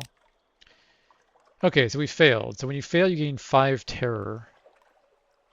You don't often look at the chess pieces. It's not really look. The bishops with their hooks, the knight with its mane and teeth, the kin and the cream, white mingled with red, the roots to pin the corner of the board down to keep you safe from your opponent. You lift a paw to toy with it, touch its velvety pads. Checkmate, your opponent says. She grins. Looked too closely, did we? You need to be careful with Shintalak chess sets. Her face is blank and white as the dome of a chess pawn. Get out. Get back to the ship until the waking dream of the coral clears. We still gain some fragments, but we did gain. We can afford to gain a little more terror. We can try one more time. I don't know how close we are to whatever the end of this is. We can try one more time. Okay, we failed again. I don't want to go to 50 terror. It's going to take some amount to get back, so let's stop here for now. We can always try again next time we come back and our terror is a little lower maybe. If we were on our way back to London right now, I wouldn't be as worried about our terror, but we still need to find the Empire of Hands first, so let's go ahead and explore the coral knoll rather, around Port Cecil. Sea laps dark around silvery coral. Humps and columns rise from the coral, a bewildering maze. Go carefully. Okay. In amber, some disturbance of the undersea has brought sunken ruins out of the water. But these stones were lost beneath more than the sea. They are half encased in a smooth, translucent orange substance like amber. Even as you watch the ruins groan and shiver, the convulsions that brought them up will soon take them below. We could chip some of the amber away to sell, or we could examine the ruins. We do want to sell stuff, but we have a 100% chance for this to succeed, so let's try this here. The amber encasing the ancient stones has cracked under the grinding pressures of the earth. You could scramble in and examine them. Of their bones. You squeeze through the fissures in the amber shell to explore the ruins within. The dwellings are low and windowless, thick-walled, flat-roofed, like those in desert countries. Nothing like anything underneath. You find shattered pots, glass beads, and bones, all mired in amber. Something wrong about these bones, one of your sailors mutters uneasily, a seasoned woman with a little surgeon's training. She's right. The shape of the skull is not precisely human. The arm bones have splayed out like twigs off a branch. Another exclaims as he finds the bones of a small animal coiled together like a knot of serpents. Shapeling, someone hisses. You think that's what they say, but none of your crew will admit to speaking. There's a rumbling from below. You all scramble desperately for the exit in the amber casing, squeezing through one by one, just in time. The amber snaps shut, and the ruins sink again beneath the waves with a tremendous roar and the show of foam. 20 fragments. Okay. Okay, well, we learned some stuff. We'll come back here again when we have a little more capacity to take on terror, or maybe when we've gotten a little bit more pages. Once we can, there's an item we can construct in our study that will give us 7 pages. The takes 7 extraordinary artifacts though. Anyways, let's just make a note of Port of Cecil that we can buy supplies here.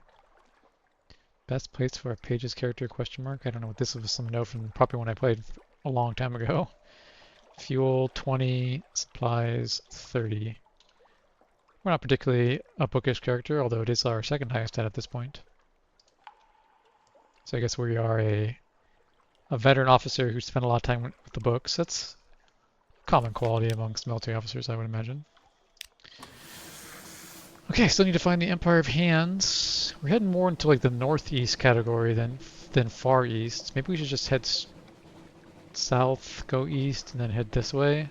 I feel like if it said northeast of London, it would be up here, but it said far east, so I'm gonna assume it's over here. So let's go out here, maybe defog this, and kind of loop back around here. I'll try to keep our light on a little more than I have been, just because we just gained 10 terror from failing those chess matches. We're being attacked by something. Again, I'm not super interested in combat, especially when I can't see their life bar. I don't know how strong they are. Okay, so I said we're gonna go south here anyway, so I do like to fight when I can, because you get loot and stuff, but not when we are. Like if we have to fight something, we will, but I'd rather save our whole strength for those occasions and not just random combat for the sake of combat. So hopefully we'll be able to get a better ship at some point that we can go before going off. I think the ship we wanted was like 11,000 echoes, so We haven't really been accumulating much money. We've been spending it pretty much as fast as it comes in. Discovered the aphotic quills. Send out our Z-Bat.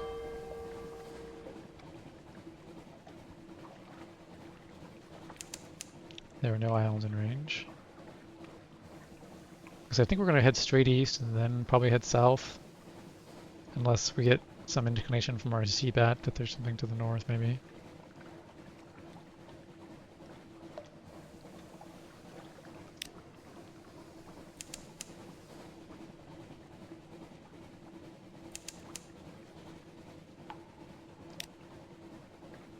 Back here at the Noctic Lobe.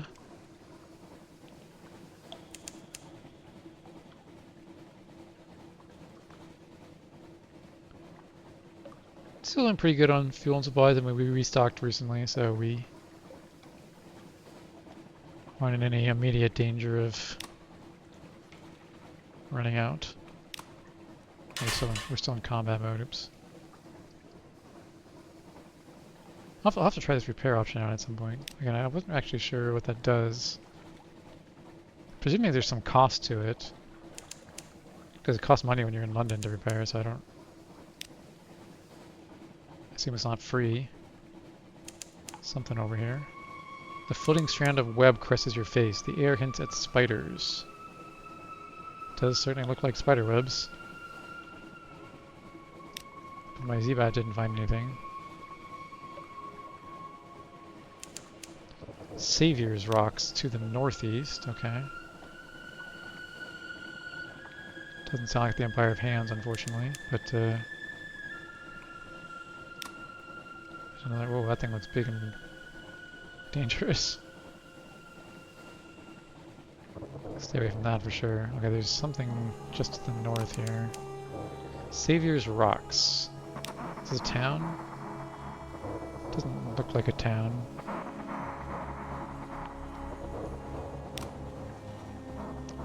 We're getting a little more north than I want to be. Maybe we'll loop. Oh, there's that thing down there, though. We can turn our light off, I guess, but we did this. This was found by the bat, but I don't see anywhere to dock. Maybe up here. Usually, when the bat finds something, you can dock there. Something up here. Maybe that's the way you can dock in Savior Rocks.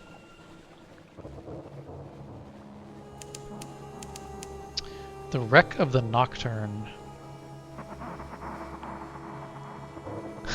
Starting to get a little worried of our terror. Not like dangerously worried, but we are a bit far from home. The wreck of the Nocturne. Shrouded with shadows, wrapped with webs. The webbed hulk of this once proud vessel refuses to be dragged beneath the black waves.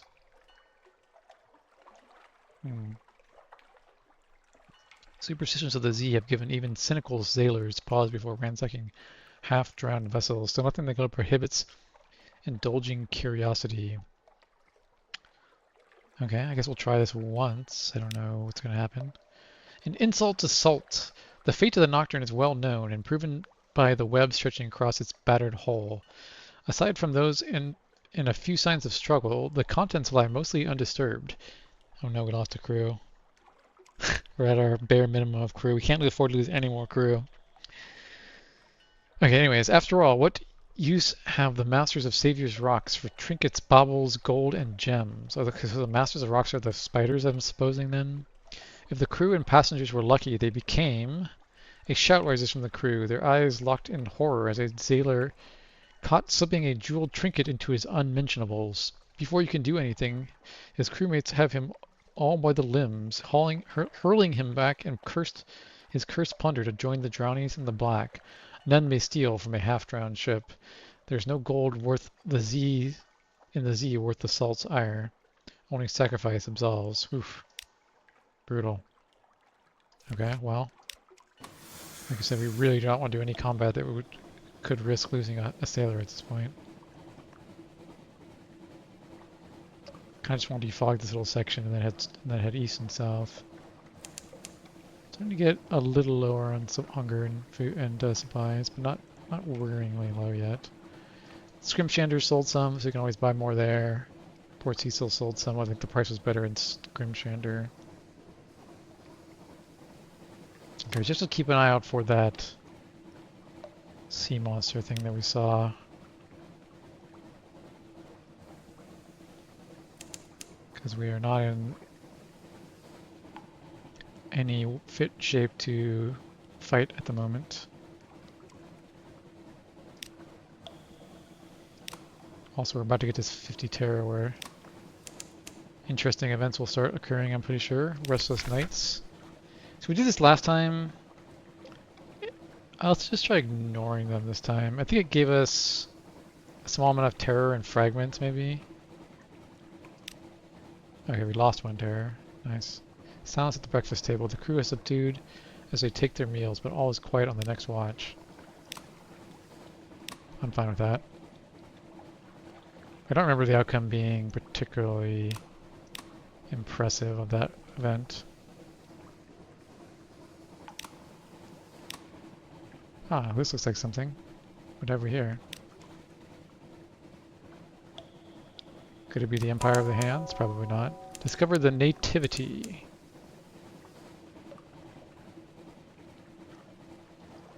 Oh, we're at the very edge of the map. It's not going right anymore.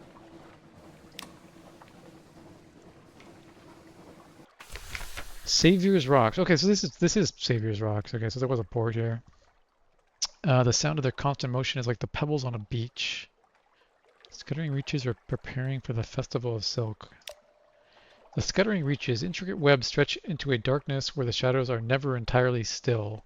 Gossamer threads stolen by the breeze tickle the goosebumps on your skin. 1,000 unseen eyes promise 1,000,000 more. Bring light into the darkness. Whereas candles and 15 bolts of spider silk. Risk without candles. Definitely don't want to try that.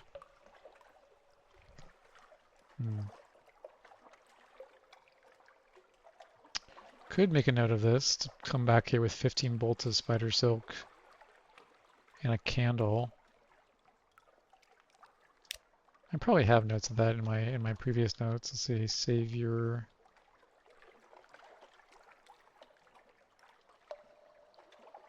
Here it is, Savior's Rocks. Do they sell fuel here? They do.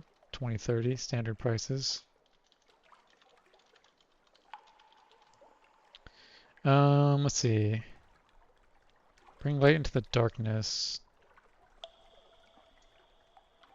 Doesn't say that it requires 12 bolts of spider silk in my notes. That's what it said, right? It required 12 bolts of spider silk. Oh, no more than 15 bolts. Okay, never mind. Okay, so you're gonna get silk. I see. You're stealing silk from the spiders. I see. Okay. Yeah, on success you get a bolt of spider silk and 5 terror. Okay, we're not gonna do that at the moment. Preparing for the Festival of Silk, the glumness of the Nativity is broken by the reds and the golds of freshly hung banners. Spider-worshipping weavers and widows guide the traders in readying their celebration of gratitude to the generous neighbors that silently watch over them from the shadows. Can assist with the festival preparations. Oh, here's the Haunted Doctor. We had the option to hire him in London at one point, although, yeah, sometimes available for hire in London. I guess we'll do this for sure. Trade supplies. Compile the port report. We need mushroom wine for that. Okay, well, we didn't bring... We had mushroom wine, but we used it in Scrimshander. Delivery of trinkets. Oh, so they have a delivery for Fall in London. Okay, we'll probably do that as well. Okay, so we'll probably do this, and this. Unfortunately, we won't be able to get the port report unless they sell mushroom wine here. No, of course they don't. That wouldn't make any sense. Okay, let's get the Haunted Doctor first. Please, I must leave this terrible place. The sorrow spiders will not take me back, please. Well, welcome aboard. The Haunted Doctor hurries aboard the ship. He pauses, looking at the cursed wasteland of Savior's Rocks. The lady that said I would be never able to get it back once it was thrown away. I see she was... Never mind. Is this my cabin? Yes, it is more than I deserve. What did he throw away? Ernest learned prone to jump at loud noises. Heart 6, pages 3, as opposed to Heart 6, Iron 6. Go and talk to him. Speak to the doctor. We're not gonna do supply stuff until we get back to London, so maybe we'll talk to him about this when we get back to London. Not that we couldn't afford the supplies now, but we already have a number of missions for officers at the moment. I'm not terribly worried about starting his particular mission. I think I have in my notes here that this gives you basically just 1 silk, right? Trade supplies for silk. Yeah, 2 supplies. Oh, 2 supplies for 2 bolts of spider silk. Not super exciting. Can't do the port. Okay, let's do this delivery thing. An almost entirely legitimate silk trader urgently requests your help with a delivery to fall in London. Trinkets? Just trinkets, confirms the man, holding out the box. Shaking it, you hear a rattling and see a sudden look of horror on the man's face. Okay, so don't shake it. He says nothing, though, merely backs away as quickly as good manners permit. Definitely not spider eggs. Wait, why are we delivering spider eggs to London? That doesn't sound like the best idea. Okay, well, we still have something awaits, so let's do assist with the festival preparations. The assistance of an experienced captain and crew will hardly be turned down. Quiet murmurs of appreciation. The traders of the Nativity have little practice showing appreciation, but at least put in an effort. In particular, they not entirely accidentally let slip the secret of the Accord of Grace, a hospitality granted visitors by the generous neighbors of whom they will speak no ill. They do, however, hint that this only applies to travelers arriving through the port. Those unlucky enough to run aground on the rocks can consider themselves... But no, no. A sorrow spider might hear something they would of course never say. 10 fragments. Our caught in the web quality is now 1, a stranger to spiders. You have encountered the Grand Spider Council of Savior's Rocks. Have we? I suppose that we have. Okay. Again, not the best prices. We can always just go to Scrimshander, I think, if we need to get supplies in the area. So we're still looking for the Empire of Hands. And then I think we'll probably make our way back to London from there, because we are low on crew in particular. Of all the things we're low on, I think crew we are the most low on.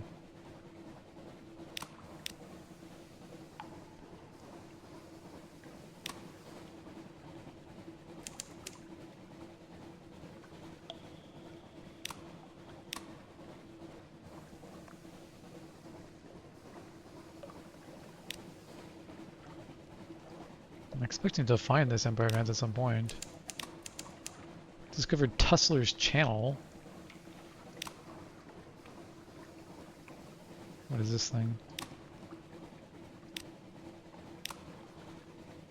Looks like a big bone or something. Something underwater to the southwest. Okay. We approached the Shellinate. Oh, okay, we had something to do in the Shellinate. Is there a dock for it somewhere here? Tussler's Channel. We're going southwest because it said there's something to the southwest, but we also need to go to the Shellinate.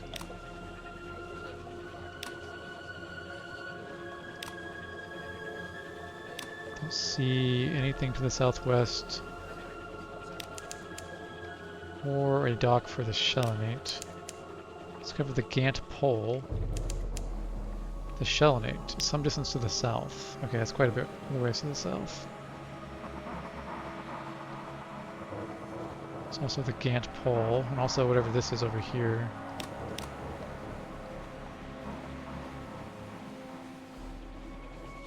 Oh, the Gant Pole, that must be the thing that's under the water. Let's go to that.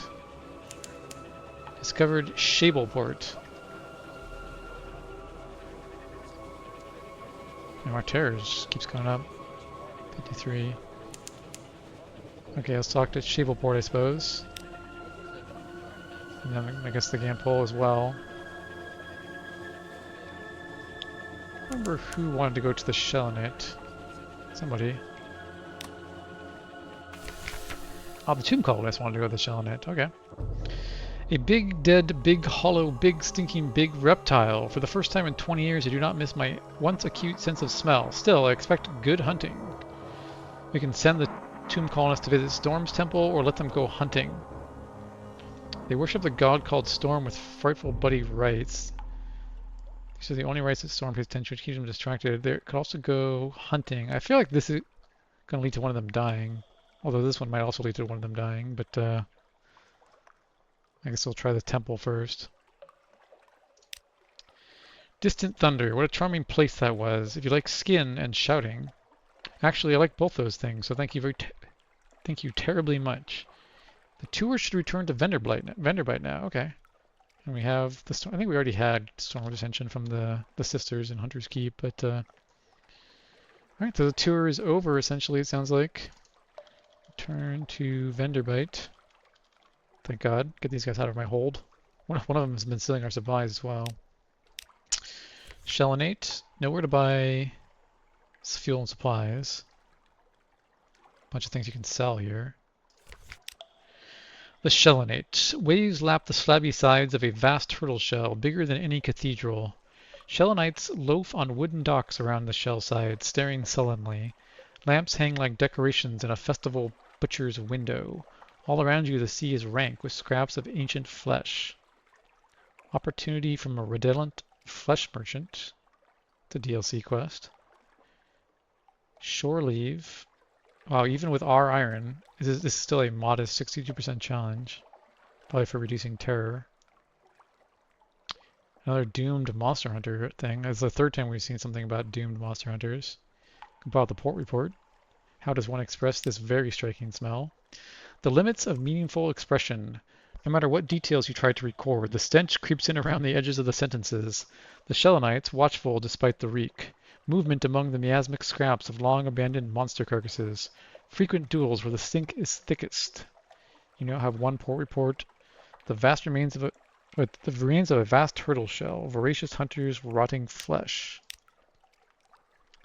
Tales for the bone. Someone is crying unusual wares. Follow the sound. Show off a hunting trophy. Trade a hunting trophy for an outlandish artifact.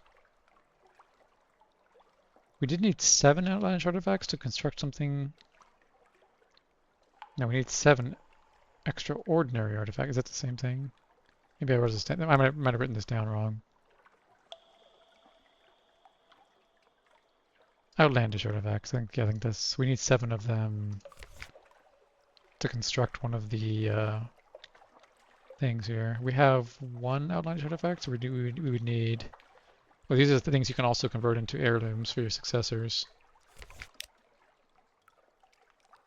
It will consume the something awaits quality, although there's nothing else in here that looks like it'll consume it. Let's talk to the redolent flesh merchant first. Even the Shellinate's hardy folk keep their distance. An opportunity for the flesh, he slithers, drool pouring from between his rotten teeth. The Gant pole, isn't that like just right here? Where the breathies die, bring flesh. We sell it to the turtle eat earth. The turtle eat earth? The turtle eaters? The turtle eaters. We sell it to the turtle eaters. Fresher meath. Big money to the mathk. Okay. It's said to be deep underwater, mostly by Zero, do not believe it exists. Has requested meath from the Grant Cabal. With the right spices, hungry people will eat anything. Meath. Okay, so you have to bring back a barrel of rancid flesh here for him. Well, it's right here, so we'll just go do that after this. Okay, it means we'll do this. I mean, we do need 7 outlandish artifacts. So, and it does consume our something awaits. One story for another. As your tale of combat on the high sea reaches its pitch, you lift the gory trophy above your head. The children scatter. Only a young boy remains behind staring. He holds out a mask, a mess of tiny bones. Most look like they were scavenged from a dinner plate. Nevertheless, he points at your trophy. You trade. That's all for now. Okay. Let's go to Gant Pole.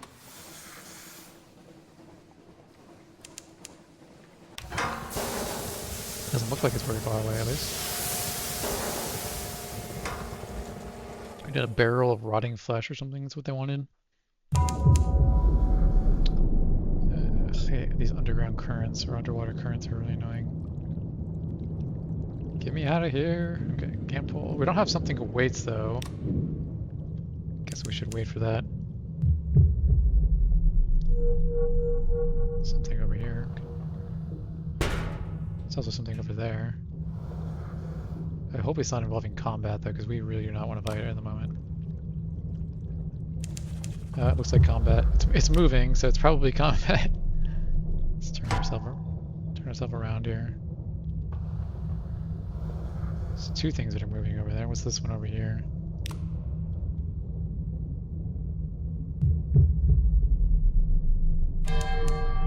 We got something away. So let's just go into town because I am not interested in fighting things at the moment. Where the Z goes to die. The submarine surfaces in a pocket of air in the middle of the giant stone heart. You are not the only new arrival. A midnight whale lies mortally wounded on a small beach of bone and blubber, moaning softly. An elderly woman in ragged red robes is carving its flesh, attended by a few disciples. Approach the woman in red. Her hands move with expert, if incomprehensible precision. A demonstration of haruspicy. The art of divination through entrails, not the most pleasant or reliable way of seeing the future, especially with the organs in question still warm and oozing as she plucks them from the great beast. Whatever she is looking for, the focus it demands exhausts her. A sudden sound, rumbling, from the tunnels, the ventricles, the sound of a stampede, a cry of "Protect the mistress!" as a flood of naked old men and women wielding primitive bone harpoons charges towards the whale. Old sailors, fixated on one goal, feast on the Z-flesh, whether the haruspex is finished or not. The haruspex fades a little more, her time draws nearer. The flesh reveals all. Importance of the deep, the haruspex draws them from the viscera of the nearly dead. The submarine surfaces in a... Wait, you read that? Okay, defend the fading haruspex. We are iron-oriented. We'll probably do that. The sailors look old enough to collapse at the sight of a slight breeze. I don't see why we would join the attack or stay out of it. Yeah, we'll join the fight.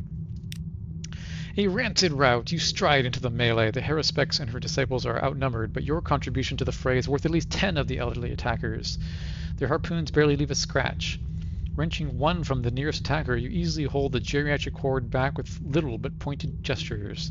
The haruspex returns to her work. From the corner of your eye, you see a little of the method behind it. Just a little, but enough to see the traces of a pattern in the grooves of a small ivory slate. They yearn for it, liberty, equality, eternity. She frowns, unsatisfied. The whale moans its last as she finishes up. Her work done, she thanks you with a nod, and has her people allow the old sailors to approach the slowly cooling carcass. Hunt thalates, behemoths, beloveds, or triskelegants to bring more beasts to the Gant Pole. We're not going to be doing a lot of hunting at the moment, especially because we only have 15 crew, but we are learned in the ways of haruspicy. Secrets are buried in flesh and bone. We can speak to her. We can explore deeper if we had candles. We really got to bring some more candles next time we come back here. Get the port report. The Admiral's going to have to take it seriously. The Gant Pole, the favored hazing method of many a veteran sailor, saved for particularly wet behind-the-ears recruits. Ask your captain to deliver this to the Gant Pole. Go to the Gant Pole and find my pocket watch. Tell the crew tonight we dine at the Gant Pole. A hilarious jape when not standing in the blasted place and hoping someone will pay for recent news from it. Forgotten depths where the elder beasts of the Z go to die. So these are probably elder beasts then. That's probably what this area is probably all about, these beasts. Okay, so this is the thing the other person wanted, the barrel of rancid flesh. We don't have any docile blemishtings. This is like the 5th time we've seen this option. Anyways, let's cut some flesh for the Shelonate. The carcass of the last beast will expire. This place has plenty of meat hanging from its bones. Pickled and pungent. Your crew would face starvation 100 times before adding this still quivering mass of gluttonous blubber to the supplies. To the Shelonate, however, it probably counts as hot cuisine. Only the Shelonate could find this appetizing. Alright, we can speak with her, I guess. She sits in a ghoulish tent made of the bone and hide of long-dead beasts, saving her energy for the next great behemoth to reach its grisly end. A pair of disciples are wielding damp sponges, doing their best to moisten her cracked, bone-dry skin. Her fingernails have not been cut in decades. They rattle as she beckons you forward. Ask about the art of haruspicy. Boost your apprentices with recent... We can use our recent news. You can ask about her if you have maybe we'll do this before this, because this says no more than 3. This says no more than 1. Or it just says if you have one. 1. If you have 2, if you have 3. We'll do this first. Ask with the heart of Haruspizzi, what does she see in the bodies of the dead? The nearly dead, she corrects. There's nothing to be predicted from the meat but the quality of one's dinner. A wheezing laugh escapes her lungs. In Babylon, the quivering livers of 100 sheep showed us the fate of the first. In Rome, had Caesar only asked the right question. It is the life that leads to answers, not the meat. Down here, centuries of life, so many secrets, but the great beasts of the Zee pass on so rarely. I cannot hold on much longer in the hope of finding what I seek. Yeah, so we have to hunt beasts, apparently. Let's ask about her. How long has she been down here? The passage of time, 10 years, 100 years, 1,000, is all the same after a while. The flesh keeps the body together. The mind, well, that is a trickier matter. I have coped, others have not. You have seen them, the oldest of the sailors, with no warm bed and loving family calling them to shore. They are as much creatures of the Zee as any that swim in it. The heart welcomes them, and they embrace it. It is their fate. I see a far more important one in your future. Okay, well, we can give her some recent news, I suppose. Tools of the trade. She listens intently to the latest gossip and scandal. How I miss them, thank you. That makes many things clearer, and other things so much more confused. Let me show you some more of my art. I suspect it will have the same effect. You are learning the ways of Haruspizzi. So we're up to 2 now? Yeah, we're up to 2 now. So now we can ask about her previous visitors. Who else has ventured down here in search of her wisdom? The tale of the Presbyterate princess. Such a strange word. Presbyterate. Anyways, it has been so long, the last who came here without being drawn, long ago. Time enough that these nails were short and this face had still held some beauty. Oh, spare me the sympathetic murmurings. I see the present better than the future, like any other. But where was I? Yes, the Presbyterate princess was the last to find me. She came from a city on the mountain to ask the fate of an uprising. Not that of the 7 who fell, but the 7 who follow. Would the pain be worth it, she asked? That part I could not answer. Okay, well, we can't ask about what she seeks until we perhaps bring her some recent news, or just bring her more bodies of sea beasts.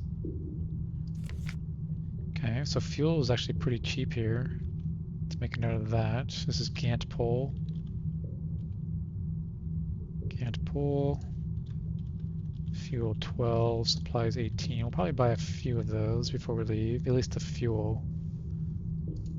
What else can we buy here? You can sell live specimens for 7 strange catches. Sell harlot fry for 10 hunting trophies. The heart of the tree of ages, you can sell for a colossal fluke core.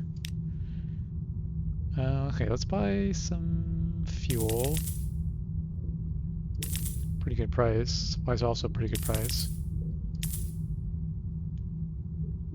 We end up with an even 100 or 500. Okay. Let's go back to Shableport. Hand in this barrel of stuff that we just bought. I guess we didn't buy it, we traded for it.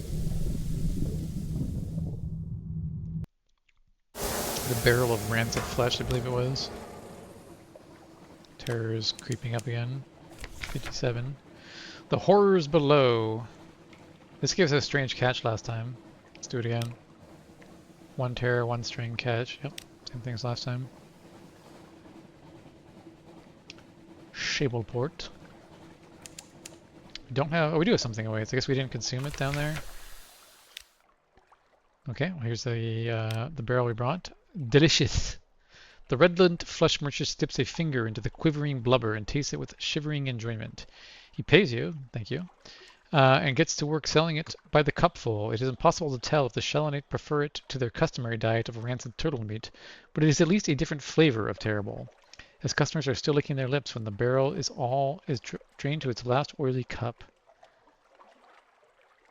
Okay, is that like a repeatable thing? Looks like it might be, at least until you've done it no more than 3 times. What did we trade? I've already forgotten what we traded for that barrel. Was it the recent news? No, that was for the other one. What is this? We didn't try this last time. Tales for the bone. Someone is crying unusual wares. Follow the sound. The Scrimshaw Chronicler. Scrawny man sits beneath the awning of a gaunt-colored whale skin. Bring me your tails, he cries. Tails for the bone. Bring him a tail. He pay him to inscribe a Z story onto a hunting trophy. Oh, it's how you get outlandish artifacts. Okay, so we're gonna have to do this eventually. Because we're gonna need 7 of them for one of the things we need to construct, but we can't do it right now, so. We don't have the hunting trophy anymore. It's basically another version of this. In fact, why would you ever do this one? Because this one costs a supply and a Z story, whereas the other one just costs the something awaits quality. Maybe this runs out after a certain number of uses or something. We could potentially do this again. I mean, yeah, we can try it. I don't remember what it costs us to get that rancid barrel, but a few hundred echoes is nothing to sneeze at. We still have our something awaits you quality. Not sure why it's all like bright like that, but still have it. Terror's up to 60. I mean, it's going. Like I said, terror is definitely becoming one of our primary concerns. Okay, so there was no. Oh, so we're a flesh trader. A trade in the flesh, no more than 9. You have 2. Okay. And was there something to do with something awaits in here? I can't remember. No, there's something to do with something awaits. Okay. Unless we could maybe explore deeper, but we didn't bring any candles. Or we brought some, but we already used them. I wonder how much of this flesh trading you can do. I also wonder if there's any downside to being a flesh trader. I mean, I say flesh trader, but we're not like trading people. We're just bringing barrels of rancid meat.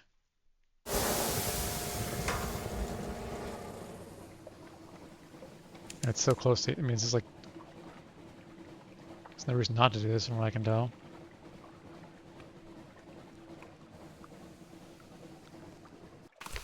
There's some randomness to how the map is generated. This probably just happens to have spawned so closely like this. Okay, 200 more echoes. Looks like we can still do it at least one more time. Guess we'll do that.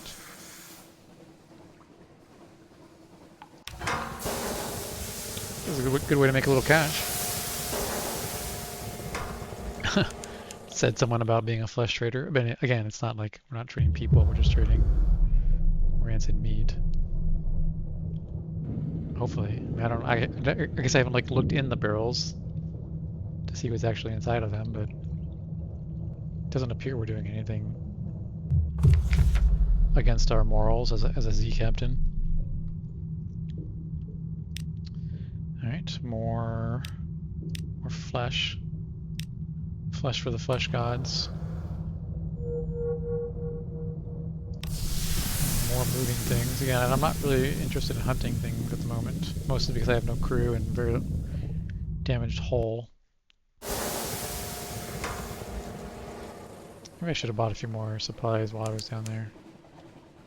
It is one of the better places around. I guess the Scrimshander is basically another decent place to buy. Still haven't found the Empire of Hands, unfortunately. I keep saying that. It's been like the refrain of this play session.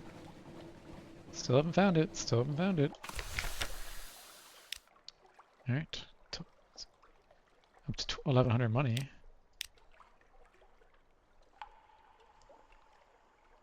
The word has spread, a queue is already waiting. I mean, it's changed slightly, but it's still available. Guess we'll just keep doing it. Buy some more supplies and fuel. We got plenty of money now.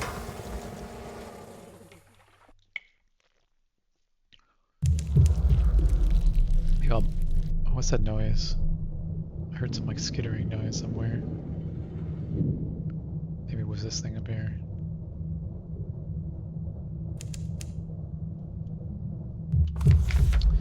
Okay, let's spare the fuel and supplies just in case, like, somehow cutting this meat closes the shop up or something.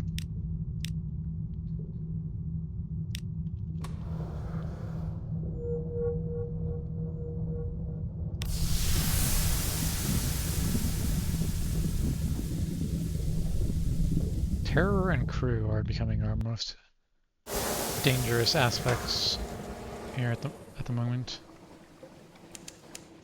Definitely gonna head due west pretty much once we find the Empire of Hands, I believe. Hopefully we'll find it right after this.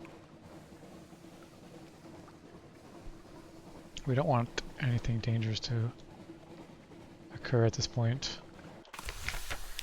Alright, so now that it's at 4, let's see what this says. The word has spread, a queue is waiting. Not a queue, a mob. There's the one, shouts one of its members. It's the Gant pole meat. We'll all be cursed. The redolent flesh mush turns to you, a smile not quite as drippy. We better run, he whispers. Such superstition.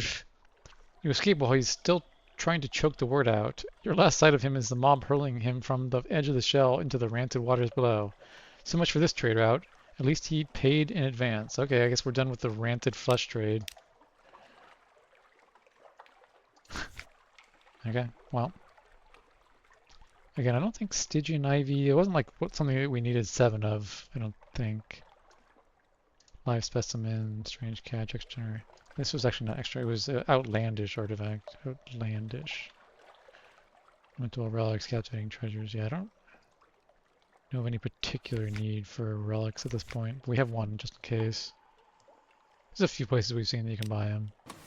Okay, let's find the Empire of Hands. Let's go around this direction and head south.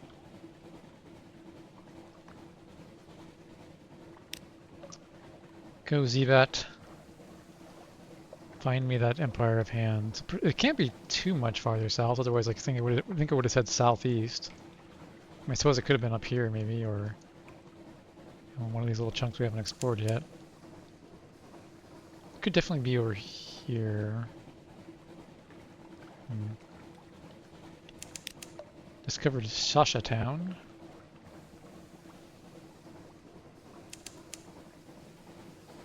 Here it is down here. What is Sasha Town? Is that another dock? Probably not. No, it's just a little upside down turtle shell, I suppose is what it is. Not sure the range on the Z-Bat. I feel like it should be able to reach over to here. Like if the Empire of Hands was like right here, I think we would know. Because like this thing triggered when we were like up here. We found the Gant pole. It was about that far away.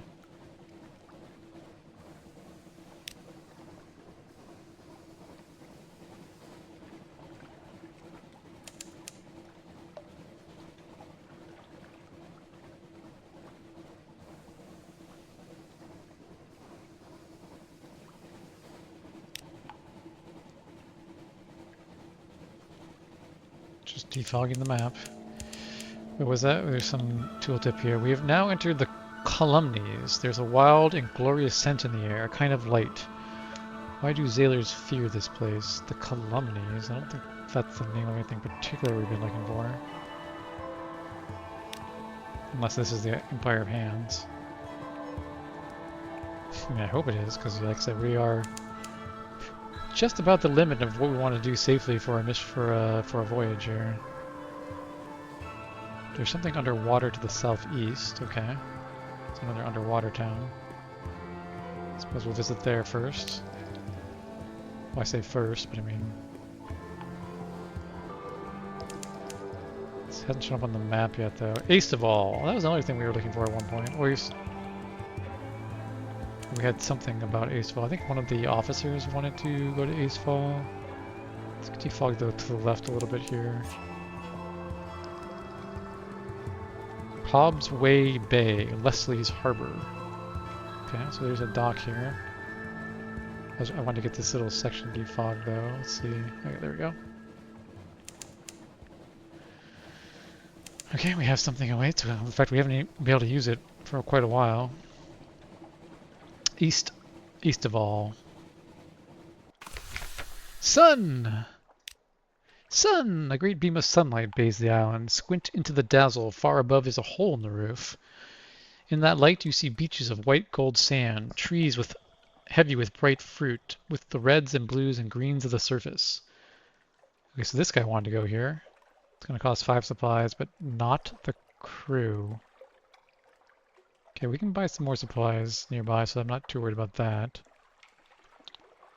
We could open our mirror catch box, although we needed this for the tireless mechanic, so maybe we won't do that here. Plus it says it can increase your wounds.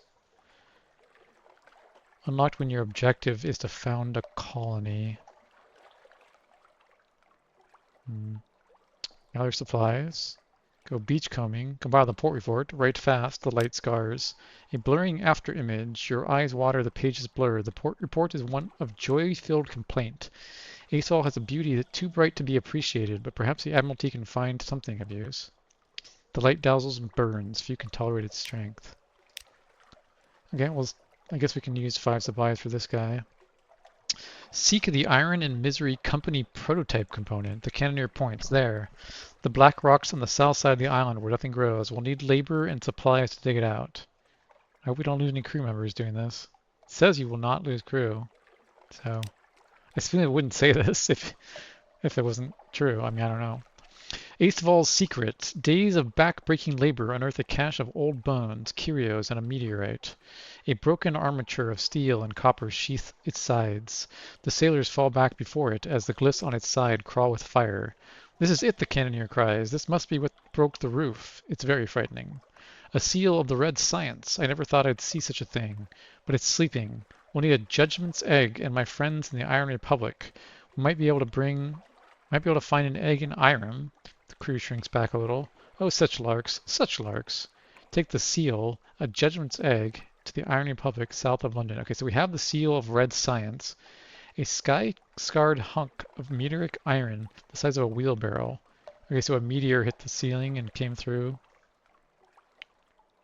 Okay, so we need to get a judgment's egg. Gain 5 more terror. That's not amazing. We got another outlandish artifact and lamentable relics, though. This is the Cannoneer. Get 1x Judgment's egg. It said in Irem. Go to Iron Republic. Okay. Definitely getting a little worried about our terror here.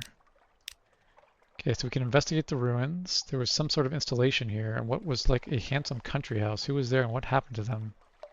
Okay. Red birds singing. A garden overgrown with berry bushes. A wooden trestle table set for a meal. Chairs strewn with bones. A half dozen skeletons. A red-bested bird perches on a grinning cranium. It cocks an eye at you and bursts into song. A liquid, thrilling song. It seems unperturbed as you approach to poke through the bones. No signs of violence, no fire, no bullets, no bites. These people died peacefully, sitting down to breakfast as the surface sunlight spilled over them. Sunlight can kill at any time. The longer you remain here, the more danger you're in, so why did they stay? Perhaps they stayed because Estival is as beautiful as anywhere in the Neath, and 10 times as generous. It's a fine place for a colony. You could found your own pocket kingdom if you could do something about the sun. But what? What has power over sunlight? What makes the impossible possible? To found a colony, bring something to Acefall that can protect against sunlight. You found a hidden ambition. Colonize and improve Acefall to found your own kingdom. Is that one of the lineages we've done? Let's see. A previous captain achieved immortality. Previous captain found and buried their father's bones. Previous captain found bones. Captain won riches and a comfortable retirement. Don't have any mention that we ever founded a kingdom. Where's the no, not lineage. Memoirs? No. To found a colony, bring something to Acefall that can protect against sunlight. You found a hidden ambition. I'm just curious if I've done this one before. I don't remember.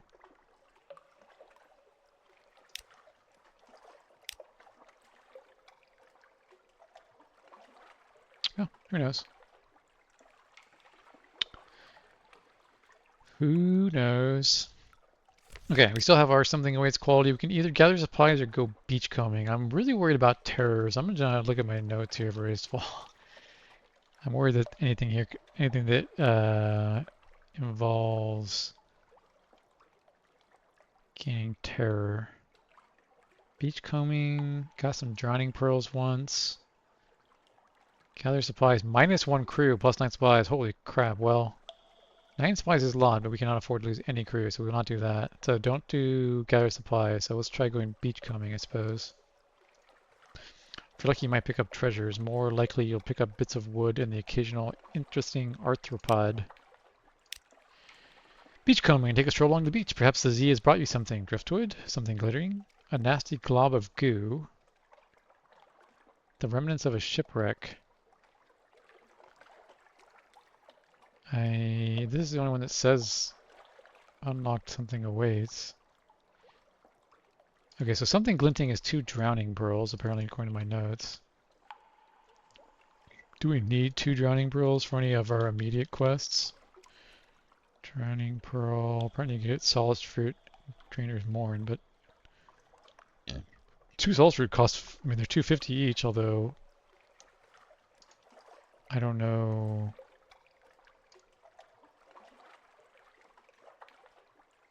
Why did drowned man match the word drowning? Is this some like AI match? Oh, 5 drowning pools, it's a gift to the Timon. So that's actually useful.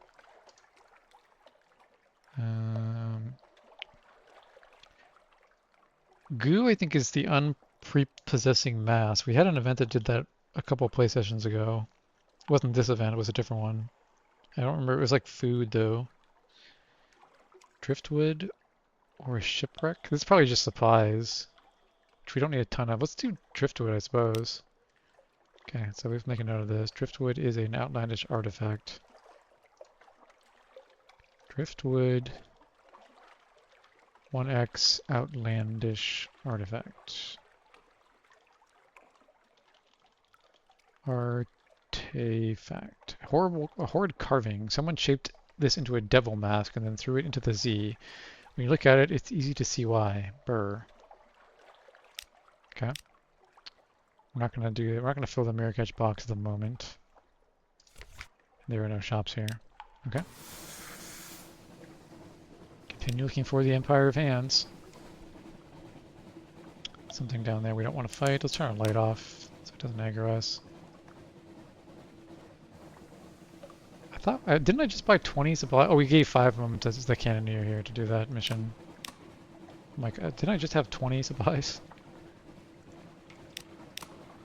Yeah, let's keep our light on. Our terror is definitely a problem.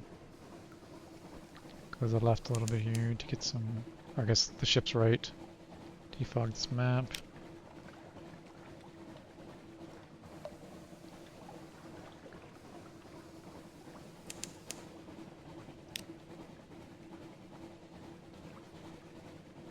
We're getting close to where I would consider like the southeast.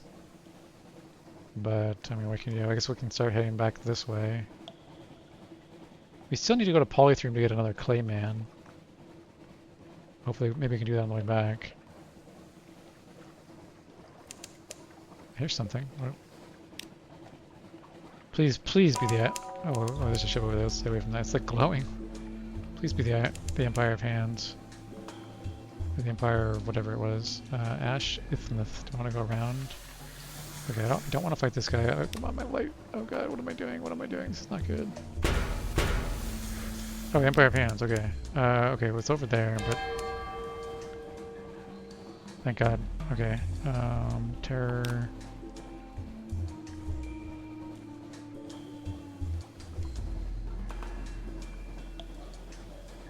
I was gonna go this way, but then that boat started turning towards me. I was like, ah. Tory Point. Heading towards this thing. Discover the Empire of Hands. Finally, that was like the one thing we've been trying to do for the past like two or three play sessions. Not the only thing, but it was the Admiralty's strategic information quest. So we've been trying to get that done. Fort Stanton.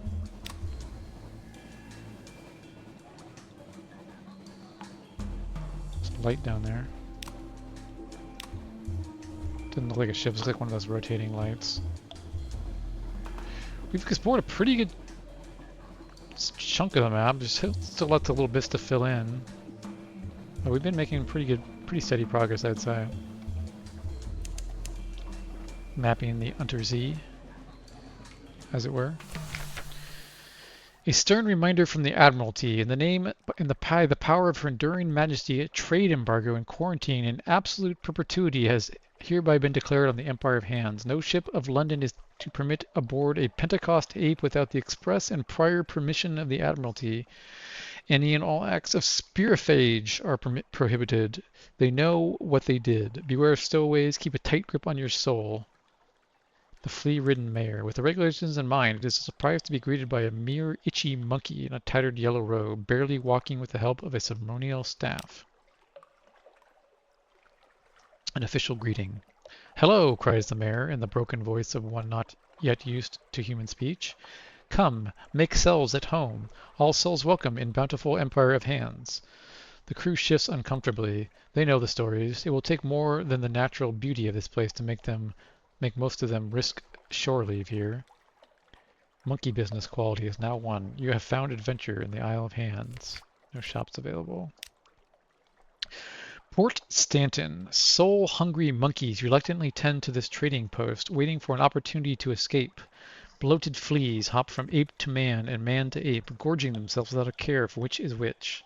Shore leave? Although, didn't the sailors just say they didn't want to do shore leave here? The parasympathetic jungle holds many dangers. Step carefully. An audience with the flea-ridden mayor. Unlocked when business is no more than 19, you have 1. Unlocked when unlicensed spearifage is no more than 1. Prepare a comprehensive port report. We have to explore Sovereign Island, Hearthsake Island, Fountainhead Island, and Ash Isthmus. Zeppelin, the intense work is underway across the bridge. Okay, here's the intriguing.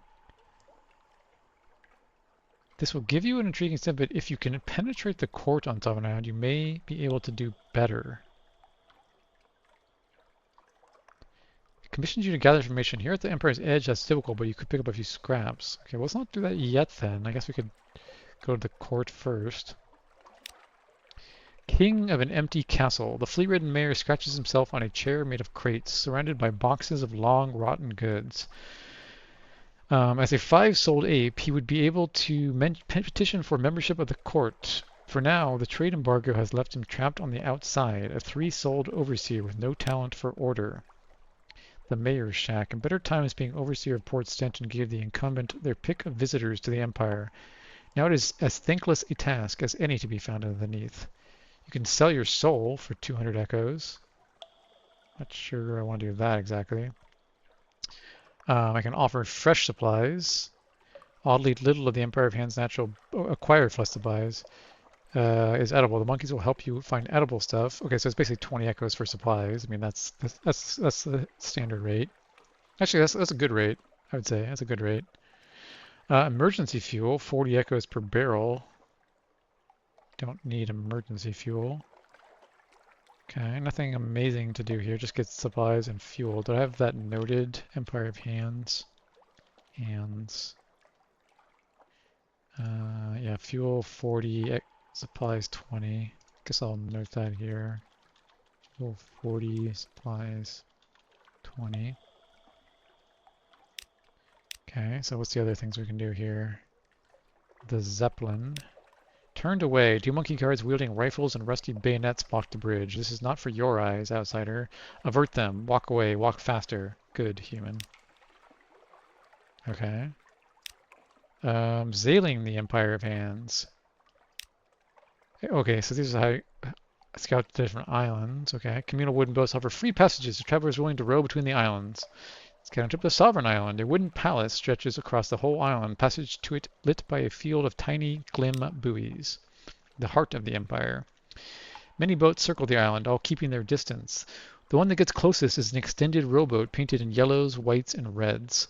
4 servant monkeys strain at the oars, while its true passenger sits in comfort behind a gauze curtain. Just for a moment an eye catches yours, but only for a moment. It would not do for a high-souled ape to see something so beneath its notice. The cruel heart of the whimsical Empire of Hands. Sovereign Island. Today the sprawling palace is called the Wild Weald Court. Tomorrow? Who knows? The world of the Pentecost apes is one of cruel whimsy, where stolen traditions last only as long as their amusement.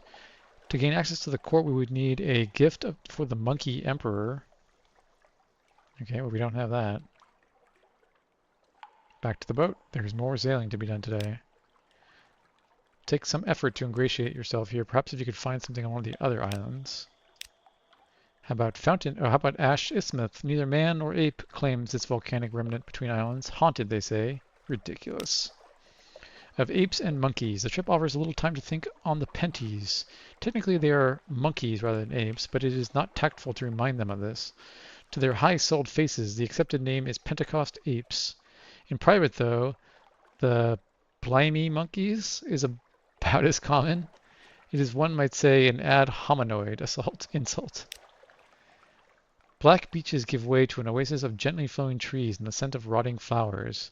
Enter the forest. Parasynthetic vegetation thrives in the Empire of Hands. Fertility. It's fertile soil and cool humidity.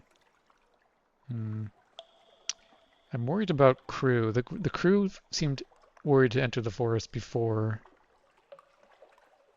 Parasynthetic vegetation. Turn to the boat. So we have not explored Ash Isthmus. It's when it's 0 and no more than 0. I guess we have to at least try it once. Into the woods. Wide natural paths run between clumps of trees, softly lit by a dim green glow and the occasional glimmer of false stars through the canopy. Only the cracking of leaves and the soothing sounds of water break the serenity of this volcano-forged paradise. Okay, so now we've explored Ash Isthmus. Hunt for supplies. We're not going to do anything chancy. We can't risk losing any of our crew. Could relax in a hot spring. Steam and a hint of sulfur gently rise from a secluded natural pool flanked by trees and mushrooms. I'm just going to see if I have any notes about what this does. This is Ash Isthmus. Relax in a hot spring, -5 terror. Okay, we can definitely do that for sure. Moment for yourself. You slip out of your itchy clothes and into the welcoming caress of deep hot water. The salts and sweats of sailing life melt away as you simply float bare and free. Above, false stars glimmer bright enough to be worth wishing on. All around, the glow of trees casts ambient calm on the silent peace. How long has it been since you had a moment like this? Since London? Longer? Okay, well, that was nice at least. Okay, so while we're sitting in the hot tub or whatever, we can think about something. We can have a thought for the past. Z captains are born, Z captains are raised. You think back to the day you learned it was your path. Let's thought for the future. Ambition brought you this far in your journey, and one way or another, ambition will end it.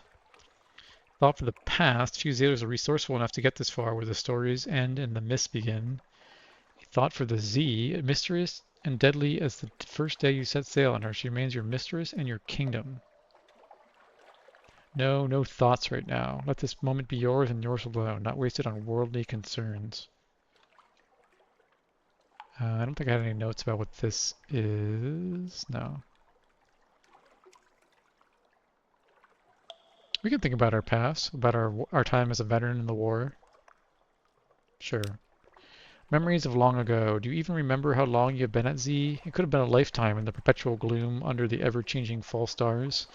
You remember the first step on your very own ship, the first breath of that Z air, the first sight of that endless black with all its wonder and terror. You remember, wait, what was that? It sounded like giggling? Those damn monkeys. Oh wait, it's not a monkey. A tiny blonde girl perches watching on a rock. Her innocent grin is spiced with mischievous glee. She moves like a monkey, but she giggles like an imp. At the look on your face and at being caught bathing in her hot spring and the one that floods onto it as she scoops up your clothes. Oh no, she stole our clothing. A monkey foundling, shipwrecked as a baby, raised by the Empire of Hands, she now plays between the worlds of apes and men, neither quite one nor entirely the other. Demand that she put those down at once. At once, you shout, or there will be trouble. I can't imagine this will go well for a mischievous youngling, so I guess we'll try a desperate swim. Curse these relaxed limbs. The monkey foundling makes things interesting. She waits, grinning innocently until you emerge from the hot spring with nothing but your strategically placed hands for modesty. Before you can get close enough, though, she bolts from her crouched position and into the forest on all fours, a scampering run that turns every rock and fallen tree into a springboard. Quest for dignity quality is now on. This never happened. I don't think like a little girl would really care if you were naked, but especially if she's been raised by monkeys. Anyways, chase the monkey family. Damn it, you can never return to the crew like this. Fly upon them, let them stare. I mean, she would probably want us to chase her. It seems like she's begging for attention here, so. Uh-oh, into the forest. The branches scrape against your skin. The damp mud squidges between your toes. There's no sign of the monkey foundling, but her tracks are easily followed. A forest clearing. The footprints lead here. She has not even attempted to hide them, as if she wants you to follow. Uh-oh. Well, it doesn't say that our crew is involved in this. I'm not too worried about losing crew here, at least. Ouch! Your hand slaps to your steam buttock. The little stone lands in the dirt as a familiar giggle comes from above. You look to see the monkey foundling dangling upside down from a branch by her legs, a blowpipe in her hand, and a bag just out of your reach. Tantalizingly so. Taking a deep breath, you politely, very politely, request that she return your damned clothes now. The monkey foundling listens and gives it some thought, tapping her blowpipe against her lips as she decides. Say please, she grins. Please, there, it is said. The monkey foundling thinks for a moment. Pretty please? I could throw a rock at the little wench. Pretty please with an imaginary cherry on top. I'm not going to throw a rock at her. The monkey foundling has never heard of cherries. Pretty please, she adds. Pretty please? Damn it, it's freezing. How much longer? No more than 6 to throw the rock. The monkey foundling is poker face. Pretty please? Wait, isn't that what I already said? Pretty please? I think I already said that. Pretty. Your anguished plea echoes across the trees. A gift from the monkey foundling. You appear to have pretty pleased her, and she decides you deserve a reward. She fishes in her bag and generally throws you a sock, a single solitary sock. She learns a few new swear words as she races off across the branches, nearly doubled up with laughter. Oh man. Pursue the monkey foundling. She moves effortlessly through the branches above. Not a good chance of this succeeding, but I guess we'll see what happens. A trap! It's a trap! Your feet step into the coiled rope just as the monkey foundling cuts loose the counterweight and you feel yourself flying upside down into the trees. Of course she has traps. The wider empire has no shortage of would-be invaders, man and monkey alike. She sits back and enjoys the show as you flail around trying to get free, before apparently taking pity on you. Pity, however, turns out to be casually and without warning cutting through the rope, dangling you in the air and sending you falling back with a surprised thump to the muddy forest floor. It knocks the air out of your lungs, but you are otherwise unharmed. She pauses for a moment to make sure before her grin spreads back again and she races off to continue her game. Oh my lord. Ay. Okay, well, it continues. The monkey foundling slides down a vine in front of you. She sticks her tongue out and scampers through a break in the trees. A marsh of terrible stench. It is a place that skunks would think twice of entering, if the Empire hand had such creatures. The monkey foundling, of course, is unconcerned, as much at home here as high in the branches or running the forest paths. She almost dances effortlessly across a thin fallen tree that crosses the mire, surrounded by the foulest bubbling mud that has ever invaded your nostrils. She balances in the middle, daring you to try to follow. She wants to play, you'll play. Give her a taste of her own medicine. Though the crossing is treacherous, particularly when one's hands are torn between modesty and balance. Pranks? You'll show her how it's done. I guess I'll do this. I was probably gonna like knock her in the water or something. You kick the tree as hard as you can. The monkey foundling's eyes widen in surprise as her balance slips. She fights to recover, but her bare feet slip on the trunk and she falls. Falls with a cut-off scream as she disappears into the foul marsh slime. For a moment there is only silence and a few fading ripples, but then she explodes out, first gasping for air and then laughing and laughing as she splashes to the shore in a nauseous splatter of brown and green. She turns and salutes you, with white teeth shining under all the muck. This time she beckons before she scampers into the woods, leaving a stinking trail in her wake. Whatever game this was, you suspect you just won it. Thank God. Oh, quest is now 50. I wonder how long it could have gone on. Small hut in the middle of the forest. Is this where the monkey foundling lives? Why would she lead you here of all places? She's nowhere to be seen, but she has left you something. It sits outside the hut, carefully placed by a large, happy face drawn in the black sand. A little prize for being such a good sport. Your clothes, however, are nowhere to be seen, of course. As the monkey part of her would no doubt demand, where would the fun be in that? I got an outlandish artifact. At least we need 7 of these. We now have 5. Turn to the ship. Well, there's no avoiding this any longer. We lost 10 terror. Wow. An out-of-uniform experience. Your crew reacts with the expected amount of sympathy to your naked return, which is to say exactly none. By the time you board the ship, every last crew member is on hand to see and cheer, with more than a couple letting off flares as impromptu fireworks. It is many, many days before the needling ceases and you are able to give an order without first scouring it for innuendo. On the plus side, it does boost at least the rest of the ship's mood while it lasts, and you have a new treasure in your collection. You've had worse days. Yeah, I mean, that wasn't too bad, really. Lost 10 terror, got an outlandish artifact. Okay, 2 more islands. Fountainhead Island. Ancient secrets peek out of the trees. Any may visit, but few penties ever bother to make the pilgrimage. A young ancient empire. The Empire of Hands is hardly as old as they pretend, but mimicry and theft infuses their whole culture. If the penties have come to think that rulers should be buried in an ancient temple, then it is ancient temples they will build. It would hardly be the first time their attempts to mirror humanity have entirely missed the point.